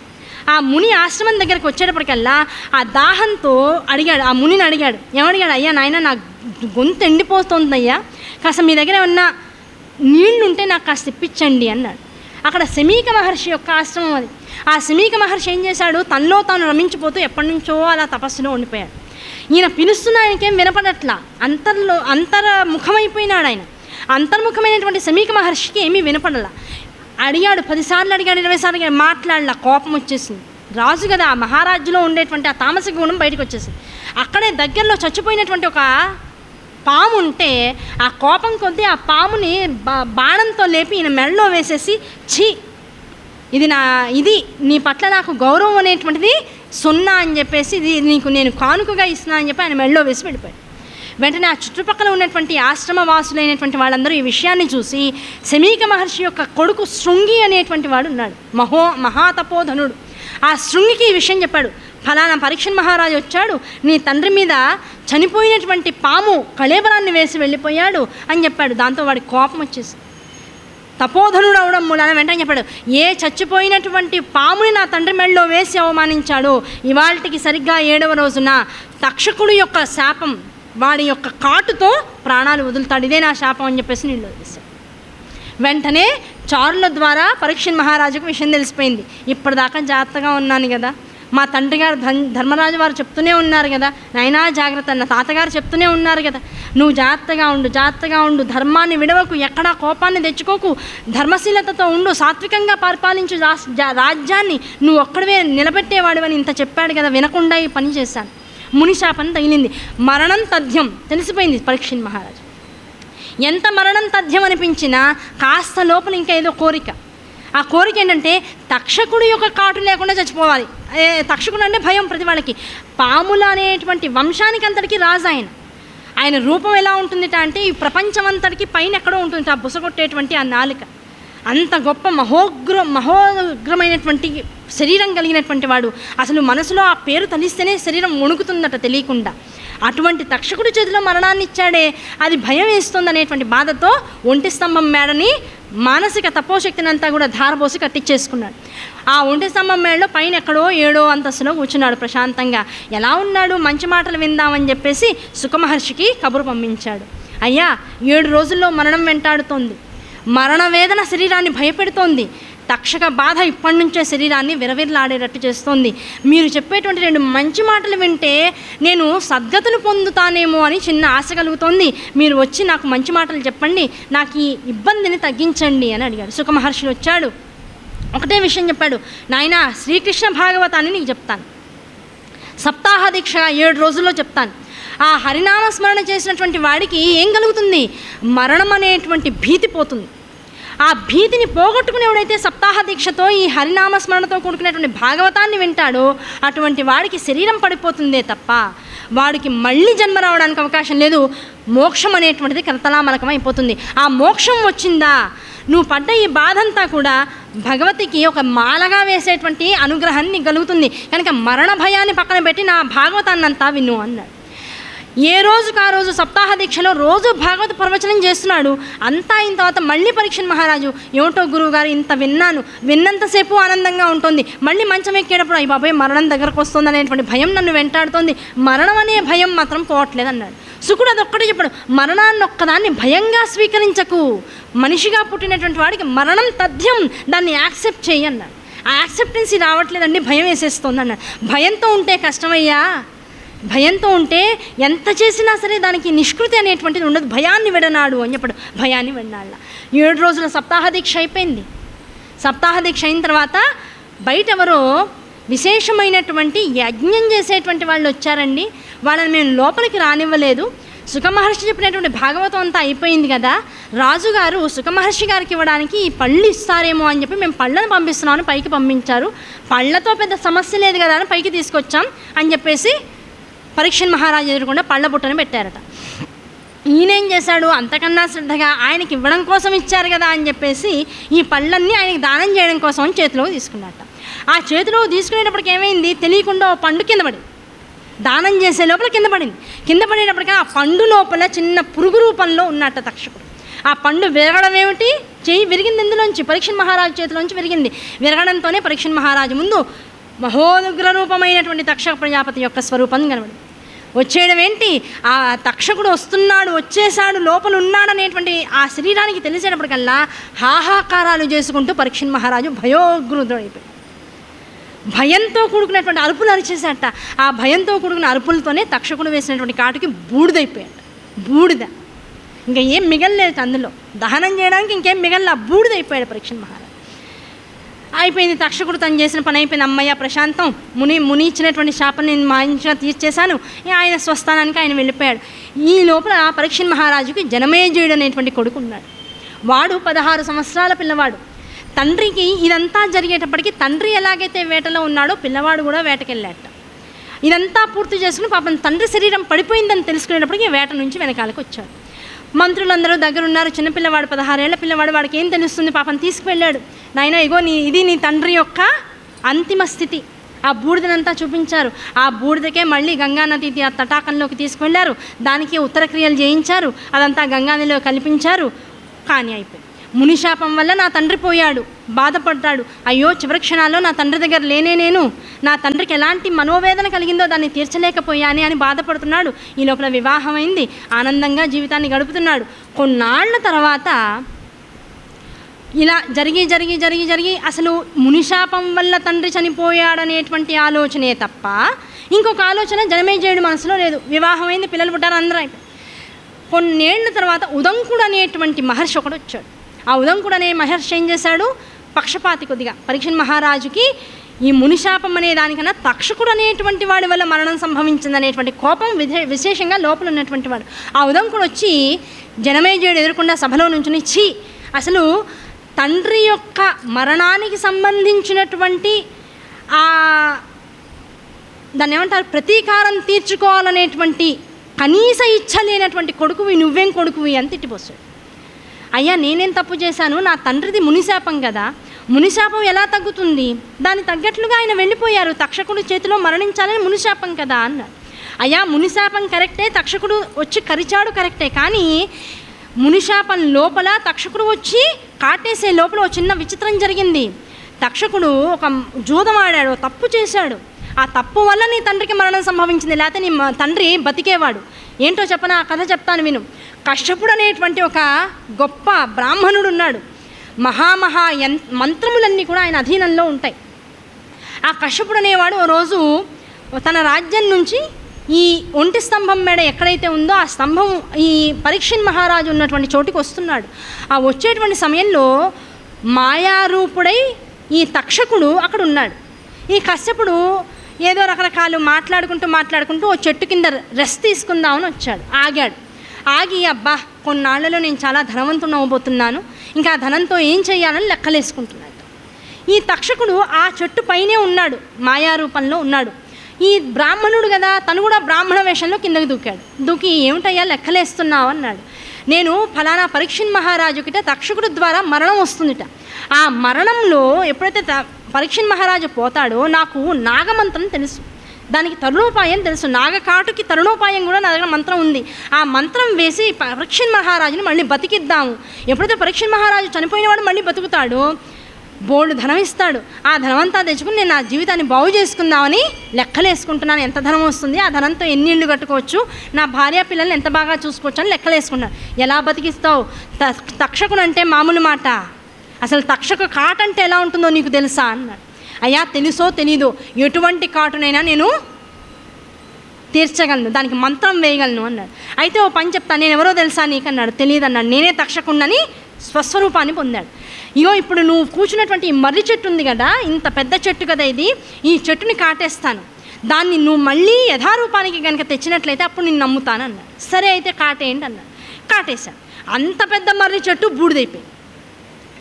బూడిదైపోయినప్పటికీ ఏం చేశాడు, వెంటనే తన మంత్రశక్తితో ఈ కశ్యపుడు అనేటువంటి వాడు మంత్రజలాన్ని జల్లేటప్పటికీ అంత పెద్ద చెట్టు ఇదివరకు కన్నా కూడా ఉన్నతమైనటువంటి స్థాయిలో ఎదిగిపోయి మెలమెల మెరుస్తున్నటువంటి ఆకులతో చక్కగా అందంగా ఉందట. పైగా ఇదివరకు కాస్త ఇంకో విధంగా ఉన్నటువంటి చెట్టు ఇప్పుడు మళ్ళీ అందంగా ఉందట, వయ్యారంగా ఉందట, అసలు చూపర్లకు ఆనందాన్ని కలిగిస్తుంది, అంత గొప్ప మర్రి చెట్టు ఏంట. వెంటనే ఇక్కడ సూతుల కథ చెప్తుంటే సౌనకాది మహామునికి డౌట్ వచ్చింది. ఏమండి ఈ మర్రి చెట్టుకి ఇలా మంత్రం వేశాడని, ఈ తక్షకుడు ఇలా వచ్చాడని ఎలా తెలిసింది కదా, మనకి అక్కడ ఎవరైనా లేం కదా, అయితే తక్షకుడు ఉన్నాడు, లేకపోతే కశ్యపుడు ఉన్నాడు, కశ్యపుడు ఎవరికి చెప్పడు, మరి చూసేవాడు మూడోవాడు ఉండాలిగా. అంటే ఆ చెట్టు మీద మర్రి చెట్టు కదా, తర్వాత రోజు తన ఇంట్లో ఉన్నటువంటి ఒక యజ్ఞానికి మర్రి చెట్టు ఆకులు కావాలని ఇంకో బ్రాహ్మణుడు పాపం బక్క చిక్కిపోయి ఆ మర్రి చెట్టు పైన ఎక్కి ఆ ఆకులు కోసుకుంటున్నట్ట. ఈ తక్షకుడు ఎప్పుడైతే మంత్రం వేసి కాటు వేశాడో మర్రి చెట్టుని, ఆ మర్రి చెట్టుతో పాటు బ్రాహ్మణుడు కూడా దగ్ధమైపోయాడు. మళ్ళీ కశ్యపుడు ఎప్పుడైతే మళ్ళీ మంత్రాన్ని ఇచ్చేశాడో ఆ మర్రి చెట్టుతో పాటు మళ్ళీ బ్రాహ్మణుడు కూడా మళ్ళీ పునర్జీవితుడయ్యాడు. ఇదంతా చూసి ఆహా నా అదృష్టం, అంతసేపు బక్క చిక్కిపోయి పాపం ధనం లేక ఇబ్బంది పడుతున్నవాడు పునర్జీవితుడయ్యి ఈ మంత్రశక్తితో ఏమైపోయాట, మంచిగా ఎలా ఒక వాజపేయ హోమాలు చేసి చక్కగా నెయ్యి స్వీకరిస్తున్నటువంటి వాడి శరీరం ఎంత అందంగా ఉంటుందో, నునుపెక్కిపోయి ఉంటుందో అంత అందంగా మళ్ళీ చెట్టు దిగిపోయి ఎందుకు వచ్చింది, తక్షకుడికి కళ్ళబడినా కష్టమే, కష్టపుడు కళ్ళబడినా కష్టమే, ఇద్దరికీ చెప్పకుండా దాక్కుని పరిగెత్తుకుంటూ వెళ్ళిపోయాట. వాడి వల్ల ఈ కథ బయటకు వచ్చిందిట. ఈ కథ ఎప్పుడైతే విన్నాడో ఈ కథ ఇలా వచ్చిందయ్యా, అలా వాడి ద్వారా ఆ పారిపోయినటువంటి ఆ బ్రాహ్మణుడు నాకు చెప్తే నాకు ఈ కథ తెలుసు, ఆ కథ నీకు తెలియదని నేను వచ్చి నీకు చెప్తున్నా. తక్షకుడు మాయామర్మం చేశాడు. అదే కశ్యపుడు కనుక నీ తండ్రి దాకా వచ్చుంటే నిజంగా తక్షకుడు వేసినటువంటి కాటుకి నీ తండ్రిని మళ్ళీ బతికించేవాడు. అలా బతికినటువంటి తండ్రిని నువ్వు హాయిగా అనుభవిస్తూ ఉండేటువంటి వాడి వాళ్ళ రోజున కనుక తక్షకుడు చేసినటువంటి తప్పిదంతా కూడా నీ తండ్రి వాళ్ళు నీ దగ్గర లేకపోవడం అనేటప్పటికీ విషయం తెలిసిపోయింది. ఒకడి వల్ల కావాలని మాయోద్దేశంతో మునిబాలకుడు శాపం ఇచ్చాడు, తక్షకుడు వచ్చి కాటేస్తాడు, అంతా యథాతథంగా జరుగుతుంది. కశ్యపుడు కూడా వచ్చుంటే నా తండ్రి బతికేవాడు, రానివ్వకుండా తక్షకుడు చేశాడు అనేటువంటి కోపం ఈయనలో పెరిగిపోయి ఏం చేశాడు, వెంటనే ఉదంకుడు అన్నాడు, నీకు లోపల కసి పెరుగుతుందా? పెరుగుతోంది. ఏం చేయాలనుంది? మొత్తం నాగజాతినే నశింపజేయాలనుంది అన్నాడు. ఇగో నేను మొత్తం ఒక పెద్ద హోమాన్ని చేద్దాం, ఆ యజ్ఞం చేసి మొత్తం నాగవంశాన్ని అంతా ఇందులో వ్రేల్ చేద్దాం, నేనే దీనికి ఆధిపత్యాన్ని వహిస్తాను, నేనే మంత్రం చెప్తాను, నాకు అన్ని మంత్రాలు తెలుసు అన్నాడు. సరే అయితే కూర్చుందాం పదండి అన్నాడు. పెద్ద యాగశాల రెడీ చేశారు, హోమగుండాన్ని రెడీ చేశారు. ఒక్కొక్క మంత్రం చదువుతుంటే ఎక్కడెక్కడ లేనటువంటి అన్ని రకాల సర్పాలు వచ్చి అందులో వ్రేల్చబడుతున్నాయి. తక్షకుడికి భయం వేసి ఏం చేశాడు, అయ్యయ్యో జనమేజయుడు పెద్ద యజ్ఞాన్ని చేస్తున్నట్ట, ఇందులోకి ఇప్పుడు నేను వెళ్ళిపోయానంటే మొత్తం ప్రపంచంలో ఇంకా సర్పజాత అనేటువంటిది లేకుండా మొత్తం సమూలంగా నిర్మూలింపబడిపోతుంది. కనుక ఏం చేశాడు, భయపడి పారిపోయి స్వర్గంలో ఉన్నటువంటి ఇంద్రుడి యొక్క శరణు వేడాడట. ఆ శరణు వేడితే ఇంద్రుడు అన్నాడు, నా సింహాసనాన్ని చుట్టుకుని ఉండు, అసలు ఈ సింహాసనాన్ని లాగేటువంటి శక్తి ఎవరికి లేదు ప్రపంచంలో అన్నట్ట. వెంటనే తక్షకుడు ఇంద్రుడి యొక్క సింహాసనాన్ని చుట్టుకుని కూర్చున్నాడు. ఈ లోపల ఏం చేశాడు, ఎన్ని మంత్రాలు చదివినా ఎక్కడెక్కడ మూలల్లో ఉన్నటువంటి సర్పాలన్నీ వచ్చి ఇందులో పడిపోతున్నాయి, కానీ తక్షకుడు రావట్లా. ఉదంకుడికి డౌట్ వచ్చి ఏం చేశాడు, జనమేజయ ఇంత చేస్తున్నాం కానీ తక్షకుడు రావట్లేదు, ఏదో జరుగుతోందయ్యా, ఆ జరుగుతున్న దాన్ని తెలుసుకోవాలని దృష్టిని సారించాడు. తక్షకుడు ఇంద్రాధిపత్యంలో ఉన్నటువంటి ఆ సింహాసనం చుట్టుకుని ఉన్నట్లుగా వెంటనే ఇంద్ర దేవతలందరినీ కూడా స్వర్గాన్ని కూడా వచ్చి ఇందులో వేయగలిగేటువంటి మంత్రాన్ని ఉటంకించారు. ఏకంగా స్వర్గం కూడా లాక్కొని వచ్చేసి ఇంకో కాసేపట్లో హోమగుండంలో పడిపోతుంది.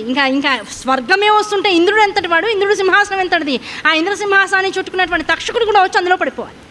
ఆ పడిపోయే కొన్ని క్షణాల ముందు ఆస్తికుడు అనేటువంటి ఒక బ్రాహ్మణుడు వచ్చాడు. వచ్చి ఆ యజ్ఞయాగాది క్రతువుల్లో కర్తగా ఉన్నటువంటి జనమేజయుడిని, నాయన ఇప్పుడు జరుగుతున్నటువంటి క్రతువులో ఒక చిన్న కోరికతో వచ్చినటువంటి బ్రాహ్మణుని నేను నా కోరిక తీరుస్తానని ప్రమాణం చేయి. ఎందుకంటే యజ్ఞం చేసిన వాడు దానమని దేహి అని వచ్చిన వాడికి ఉత్తి చేతులతో పంపించకూడదు, ఆ యజ్ఞం ఇంకా ఎట్టి ఫలితం ఇవ్వదు. అందుకని వెంటనే నా కోరిక తీరుస్తాననేటువంటి ఒక శపథం చేయమని చెప్పేసి అడిగేటప్పటికల్లా వెంటనే జనమేజయుడు, అయ్యా నువ్వు ఏది కోరితే అది ఇస్తాను, ముందు ఇది అవ్వనివ్వండి అన్నాడు. ఇది అవ్వడానికి వీల్లేదు, ఆపేసే అన్నాడు. ఒకటే కోరిక, వేరే కోరిక ఏం లేదండి. ఇప్పుడు ఏ హోమం అయితే చేస్తున్నావో అది ఇమీడియట్గా ఆపేసే, అదే నా కోరిక అన్నాడు. నీ కోరికే, అది నేను ఇవ్వాల్సిందే, అదని జనమేజయుడికి తెలిసేయగా వెంటనే స్టాప్ అన్నాడు. ఇంకొక క్షణాల్లో మొత్తం స్వర్గం అంతా వచ్చి హోమగుండంలో పడిపోయే క్షణంలో మొత్తం అంతా ఆగిపోయింది. యజ్ఞం ఆగిపోయింది. అయిపోయేటప్పటికల్లా అప్పుడు చెప్పాడు, ఉదంకుణ్ణి తిట్టాడు. బ్రాహ్మణుడు అయి ఉండి, మంత్రరాజాలని తెలిసిన వాడు అయి ఉండి, పరీక్షిన్ మహారాజు పోయిన తర్వాత ఆయన కొడుకులో లేనిపోయినటువంటి తామస గుణాన్ని రేకెత్తించి ప్రకృతిబద్ధమైనటువంటి నియమాల్ని ఉల్లంఘించి ఒక సర్పజాతిని నశింపజేద్దాం అనేటువంటి సంకల్పం చేసావు. ఇది సరైనటువంటిదేనా? సరైన విషయం కాదు, జాగ్రత్త, నీకు వచ్చిన మంత్రం అంతా కూడా వాళ్ళ నుంచి నీకు నిరుపయోగం అయిపోతుంది, వెళ్ళిపో అని చెప్పాడు. తర్వాత జనమేజయుడి వైపు తిరిగాడు. అయ్యా, పెద్దలని 10 మందిని సంప్రదించి ఏ విషయంలో అయినా తుది నిర్ణయాన్ని తీసుకోవాలి. ఒకళ్ళు వచ్చి చెప్పంగానే ఆవేశంతో ఏ విషయాన్ని, ఏ నిర్ణయాన్ని తీసుకోకూడదు. జాగ్రత్త గమనించుకో, నువ్వు చేసినది తప్పు, ఇలా చేయకూడదు. వంశాన్ని నశింపచేసి ఒక జాతిని నశింపజేసేటువంటి హక్కు నీకు లేదు. ఇదంతా కూడా భగవతి అనుగ్రహంతో జరుగుతున్నటువంటి విషయమే తప్ప ఏది నీకు నువ్వు తలిస్తే అయ్యేటువంటిది కాదు, నువ్వు అనుకుంటే నీకు అనుగ్రహింపబడేది కాదు. జాగ్రత్త గుర్తుపెట్టుకో, ఈ విషయాన్ని ఇక్కడితో ఆపేసే అన్నాడు. అన్నీ ఆగిపోయినాయి, ఎవరికి వాళ్ళు సర్దుకున్నారు. ఇంకా జనమేజయుడికి బాధ. ఇక్కడ దేవీభావతం. జనమేజయుడికి బాధ ఏమిటి? ఎటూ కాకుండా ఆగిపోయాను. ఇప్పుడు తెలిసిన విషయాల్లో మొట్టమొదటిది ఏమిటి? నా తండ్రి పరీక్షిన్ మహారాజు చనిపోయే ముందు హాహాకారాలు చేస్తూ భీతావహుడే చనిపోయాట. హాహాకారాలు చేస్తూ భీతావహంగా చనిపోయి మృత్యువడిలోకి వెళ్ళిన వాడికి మోక్షం రాదు. అలానే నరకం వస్తుందా తెలియదు. నా తండ్రి స్థితిగతి ఇప్పుడు అసలు ఆయన ఎక్కడున్నాడో నాకు తెలియదు. ఏదో ఉత్తరక్రియలు చేసేయమన్నారు, చేసేసాను, అయిపోయింది, అంతే తప్ప ఈ విషయాలేవి నాకు తెలియవు. అసలు ఇప్పుడు నా తండ్రి గతి ఏమిటి? ఆయన ఎక్కడున్నాడు? ఆయనకి ఉత్తరక్రియలు జాగ్రత్తగా చేసి ఆయన స్వర్గారోహణం చేసేటువంటి అనుగ్రహం ఇవ్వలేని కొడుకుని నేను పుట్టి ఎంత, మరణిస్తే ఎంత? ఈ బాధ వ్యధ లోపలేకపోయింది. ఇంకొకటి, ఆ తండ్రి ఉత్తర విషయంగా ఆయన ద్వారా జరిగినటువంటి విషయాలన్నింటినీ పరిశీలించి ఒక అద్భుతమైనటువంటి హోమాన్ని చేద్దాం, యాగాన్ని చేద్దామని సంకల్పించాను. అది ఎటు కాకుండా మధ్యలో అయిపోయింది. ఏదైనా పరిపూర్ణంగా అవ్వాలే తప్ప ఎటు కాకుండా ఆగిపోకూడదు. ఇప్పుడు ఈ పాపం కూడా, పైగా ఇప్పుడు ఏమైంది, నా వల్ల కొన్ని లక్షల కోట్ల సర్పజాతులన్నీ కూడా నశించాయి. తక్షకుడు చావలేదేమో తప్ప అప్పటికే ఎన్నో జాతుల సర్పాలు హోమగుండంలో పడిపోయినాయి. వీటన్నిటిని అనవసరంగా చంపానే. పోనీ చంపినందుకు ఏమన్నా అయిందా?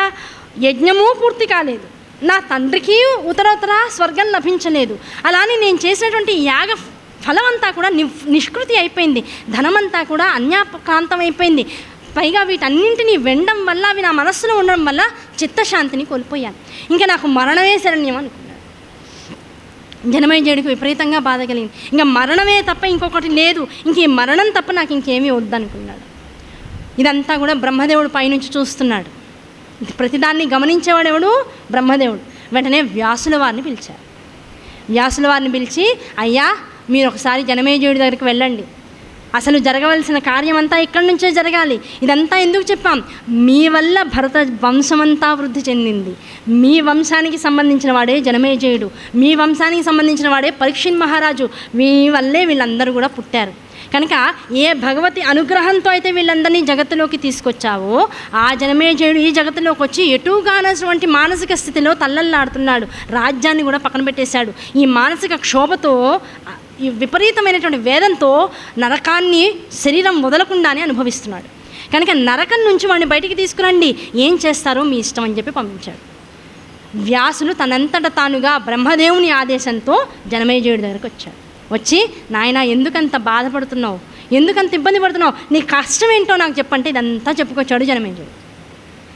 నాకు మీరు ముత్తాతగారు అవుతారట, మీ వల్ల కదా ఇదంతా జరిగింది, మీ వంశం ఇలా అయిపోతుంది, నేను చివరికి కనీసం నా తండ్రికి స్వర్గాన్ని కూడా ఇవ్వలేనటువంటి కుపుత్రుడిని అయిపోయాను, పైగా ఇంత ధనాన్ని వెచ్చించి రకరకాల వాళ్ళకి నా వల్ల శాపాలు వచ్చినాయి, పెద్దదైనటువంటి సర్పజాతిని దాదాపుగా 80% నశింపచేశాను. ఎంత పెద్ద పాపం అది, సర్పజాతి అంతా నన్ను ఎంత శత్రువులా చూస్తోంది.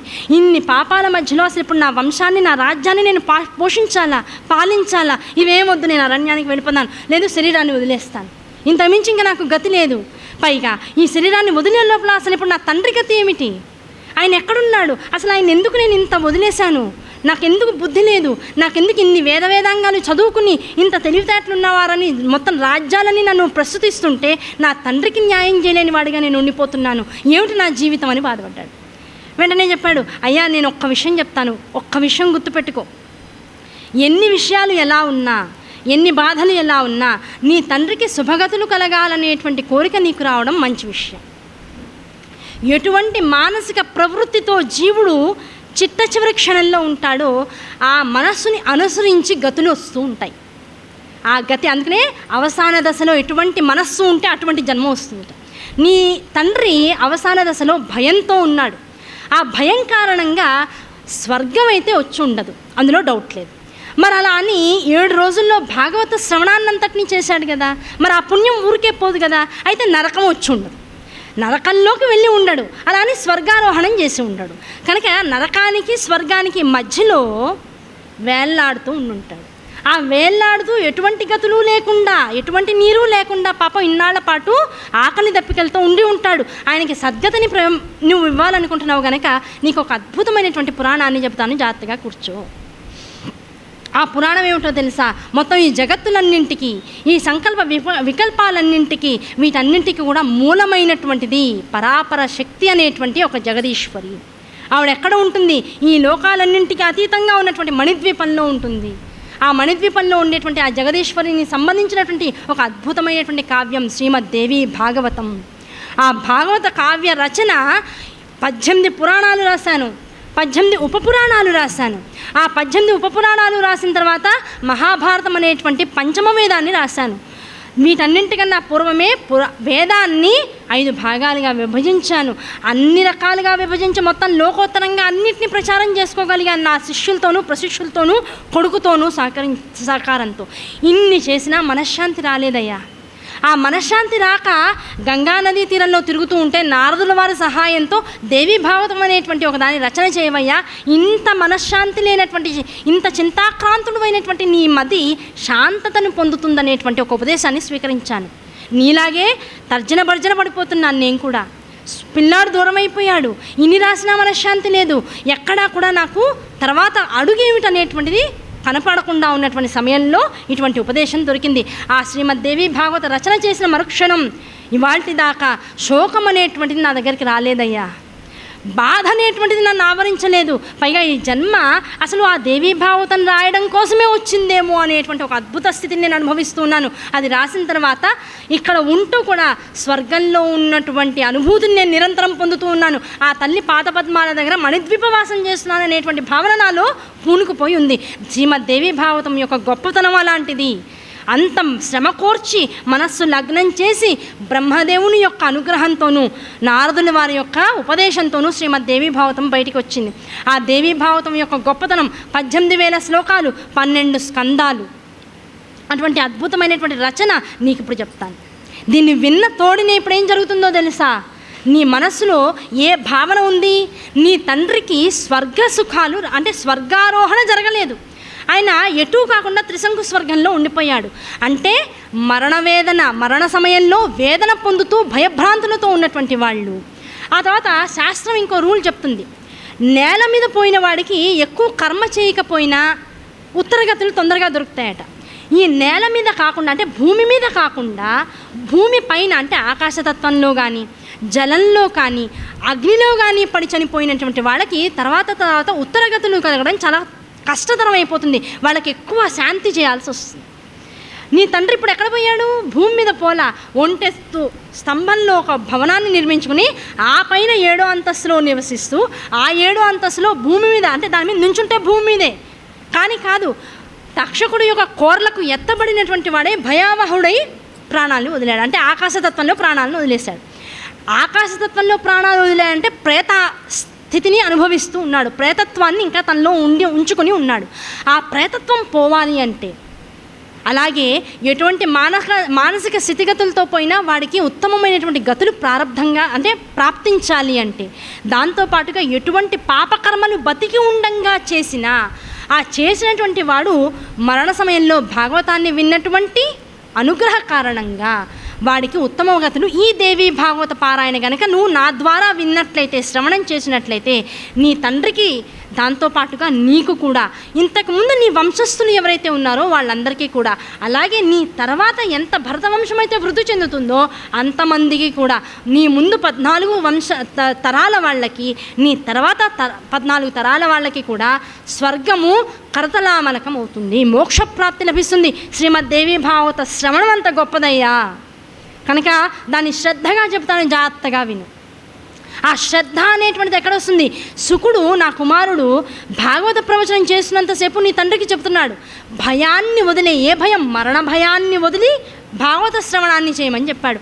కానీ నీ తండ్రి వదలకుండా పట్టుకుందే భయాన్ని. ముందు ఆ భయం పోవాలంటే శ్రీమద్దేవి భాగవత స్వరూపమైనటువంటి ఆ పరాత్పరి యొక్క స్వరూప యొక్క వర్ణన ముందు చెప్తాను. దాన్ని విన్నామనుకో, నీకు ముందు ఆ భయం పోతుంది లోపల. ఆ ఏ భయంతో అయితే నీ తండ్రి పోయాడో ఆయన భయము అది దోషభరితమైనటువంటిది కనుక ఆ దోషపూరితమైనటువంటి ఆ మనోవికారము ఈ తల్లి యొక్క ప్రస్తావనను నోటితో చెవులతో వినగానే, నా నోటి నుంచి రాగానే, నీ చెవులతో అది వినగానే తత్క్షణమే ఆయనకు ఆ భయకంపితుడై వదిలినటువంటి ప్రాణం ఎలాగైతే పోయిందో ఆ పాపం అంతా కూడా నిష్కృతి అయిపోతుంది. దాంతో ఇంతసేపు తలకిందులుగా ఉన్నవాడు చక్కగా మంచిగా అయిపోతాడు.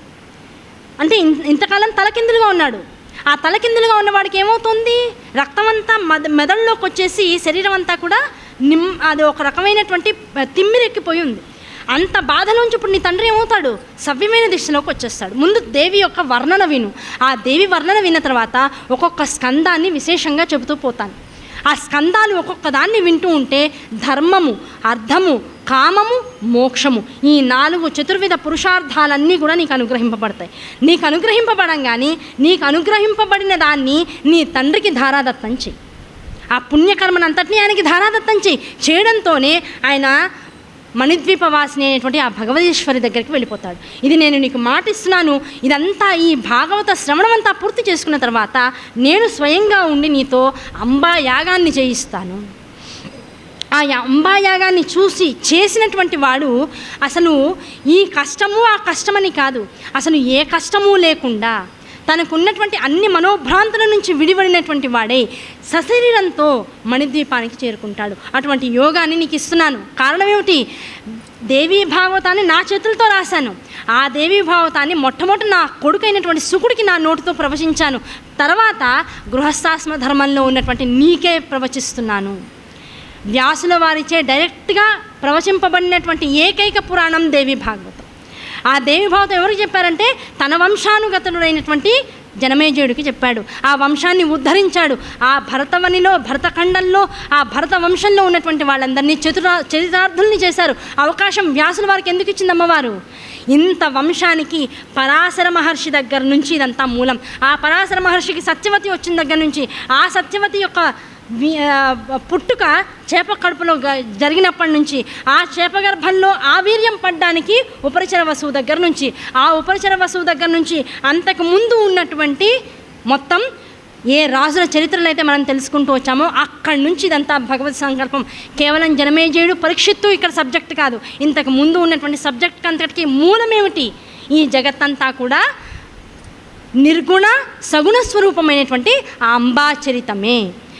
జగత్తుని అనుగ్రహించాలంటే సగుణ స్వరూపంగా వస్తుంది. జగత్తునంతా తనలో లయం చేసుకోవాలంటే నిర్గుణ స్వరూపంలో ఏకాస్వరూపంగా ఉండి జగత్తునంతా తానే తనలోకి తీసుకుని తానే ఏకాగా ఆనందాన్ని అనుభవిస్తూ ఉంటుంది. ఆ తల్లి యొక్క సగుణ స్వరూపాన్ని నీకు వివరిస్తాను, ఆనందంగా విను అని మొదలెట్టాడు. ఇంకా రేపటి నుంచి ఇంకా దేవి భాగవతంలో అతి ఉత్కృష్టమైనటువంటి ఖండాలు ఈ భరతవని ఈ మొత్తం ఈ విశ్వమంతా ఎలా పుట్టింది, ఈ విశ్వంలో ఉన్నటువంటి విషయాలన్నీ ఎలా పుట్టాయి, బ్రహ్మ విష్ణు మహేశ్వరులు ఎలా వచ్చారు, వారి ద్వారా ఇంత జగత్తు యొక్క ప్రాపకం ఎలా పెరిగింది, దాంతోపాటు నిగుణ సర్గుణ స్వరూపాలతో పంచభూతాత్మకమైనటువంటి జగత్తు యొక్క ఆవిర్భావ రహస్యాలు ఎలా ఉన్నాయి, ఇవన్నీ చెప్పుకోవడంతో పాటుగా ఆ అమ్మకి ఎలాంటి ఉపచారాలు చేయాలి, ఎలా పూజ చేయాలి, ఆ పూజలో ఎలాంటి ధాతువుల్ని వాడాలి, ఎలాంటి ఉపచారాలని చేయాలి, ఆ చేసేటప్పుడు తల్లి తనని కొలిచేటువంటి వారి యొక్క స్థితిగతులు ఎలా ఉండాలని కోరుకుంటుంది, ఎటువంటి నైవేద్యాలు పెట్టాలి, ఆ తల్లిని పరివేష్టించి ఉన్నటువంటి వాళ్ళు ఎటువంటి వాళ్ళు ఉన్నారు, ఎటువంటి అంగదేవతలు ఉంటారు, ఎటువంటి పరివార దేవతలు ఉంటారు, ఈ విషయాలన్నీ కూడా మనకి రేపటి నుంచి మిగతా 5 రోజుల్లో 6 రోజుల్లో వచ్చేటువంటి దేవీ భాగవత సంగ్రహ స్వరూపంగా వస్తుంది. కనుక రేపటి నుంచి ఇదంతా ఏమిటి, 3 రోజుల పాటు మొదటి రోజు దేవీ మహాత్మ్యం తెలుసుకున్నాం, దేవీ భాగవత ప్రవచన మహాత్మ్యాన్ని తెలుసుకున్నాం. తర్వాత 2 రోజులు అసలు ఇంత ప్రాతిపదికకి ముందు ఉన్నటువంటి ఉపోద్ఘాతాన్ని తెలుసుకున్నాం. ఆ ఉపోద్ఘాతం ఎంత జాగ్రత్తగా ఉంటే, అంటే చూడండి, ఒక చెట్టు పైకి ఎదుగుతోంది, ఆ చెట్టు పైకి ఎదుగుతోంది అంటే అర్థం ఏమిటి, కింద వేళ్ళు ఎంత జాగ్రత్తగా, ఎంత పూనికగా, ఎంత లోపల ఎంత బలిష్టంగా ఉంటే చెట్టు పైకి అంత బలిష్టంగా ఎదుగుతుంది. దాని మీద ఎన్ని వేల కోట్ల ఆకులు ఉన్నా, ఎన్ని రకాలైనటువంటి ప్రకృతి సంబంధితమైనటువంటి జలచరాలు వచ్చి ఆగినా, ఎంతమంది మనుషులు రాళ్ళు వేసి కొట్టినా, ఎన్ని రకాల పంచభూతాత్మకమైనటువంటి ప్రేరణలు దాని మీద జరిగిన విపత్తులు వచ్చినా తట్టుకుని నిలబడడానికి ఉంటుంది. దేవీ భాగవతం అనేటువంటి ఈ నవాహ్నిక దీక్షలో 5 రోజుల పాటు 6 రోజుల పాటు చెప్పుకునేటువంటి ఈ దేవి మహాత్మ్యము ఎంత గొప్పగా మనస్సును పట్టి ఉండాలి అంటే, ఈ 3 రోజుల ఉపోద్ఘాతంతో ఇంకా కూర్చున్న వాళ్ళల్లో శ్రద్ధ, త్రికరణ శుద్ధిగా ఉండేటువంటి నమ్మకము, దాంతోపాటు ఆ భగవతి మీద ఉండేటువంటి విపరీతమైనటువంటి పూనిక, ఇవి కనుక మనసులో తీక్షణంగా ఉన్నట్లయితే ఆ దేవి అనుగ్రహాన్ని ఈ 9 రోజుల ఈ నవాహ్నిక దీక్షలో సంపూర్ణంగా పొందగలిగేటువంటి అవకాశం నిజంగా ఈ ప్రాంగణంలో ఆ శారదాంబ అనుగ్రహంతో, జగద్గురువులైనటువంటి శ్రీ శ్రీ శ్రీ భారతీ తీర్థస్వామి వారి అనుగ్రహంతోనూ, అలాగే కరకమల సంజాతులైనటువంటి శ్రీ శ్రీ శ్రీ విధుశేఖర స్వామి వారి అనుగ్రహంతో మనందరికీ లభించేటువంటి అద్భుతమైనటువంటి సన్నివేశం. ఈ సన్నివేశానికి మనందరం సాక్షిభూతులుగా ఉంటూ ఈ అద్భుతమైనటువంటి పురాణాన్ని దేవీ పురాణంగా మలుచుకునేటువంటి ప్రయత్నం చేసే సాహసం చేద్దాం రేపటి నుంచి. అంతవరకు అందరికీ కూడా శ్రీమాత్రే నమః.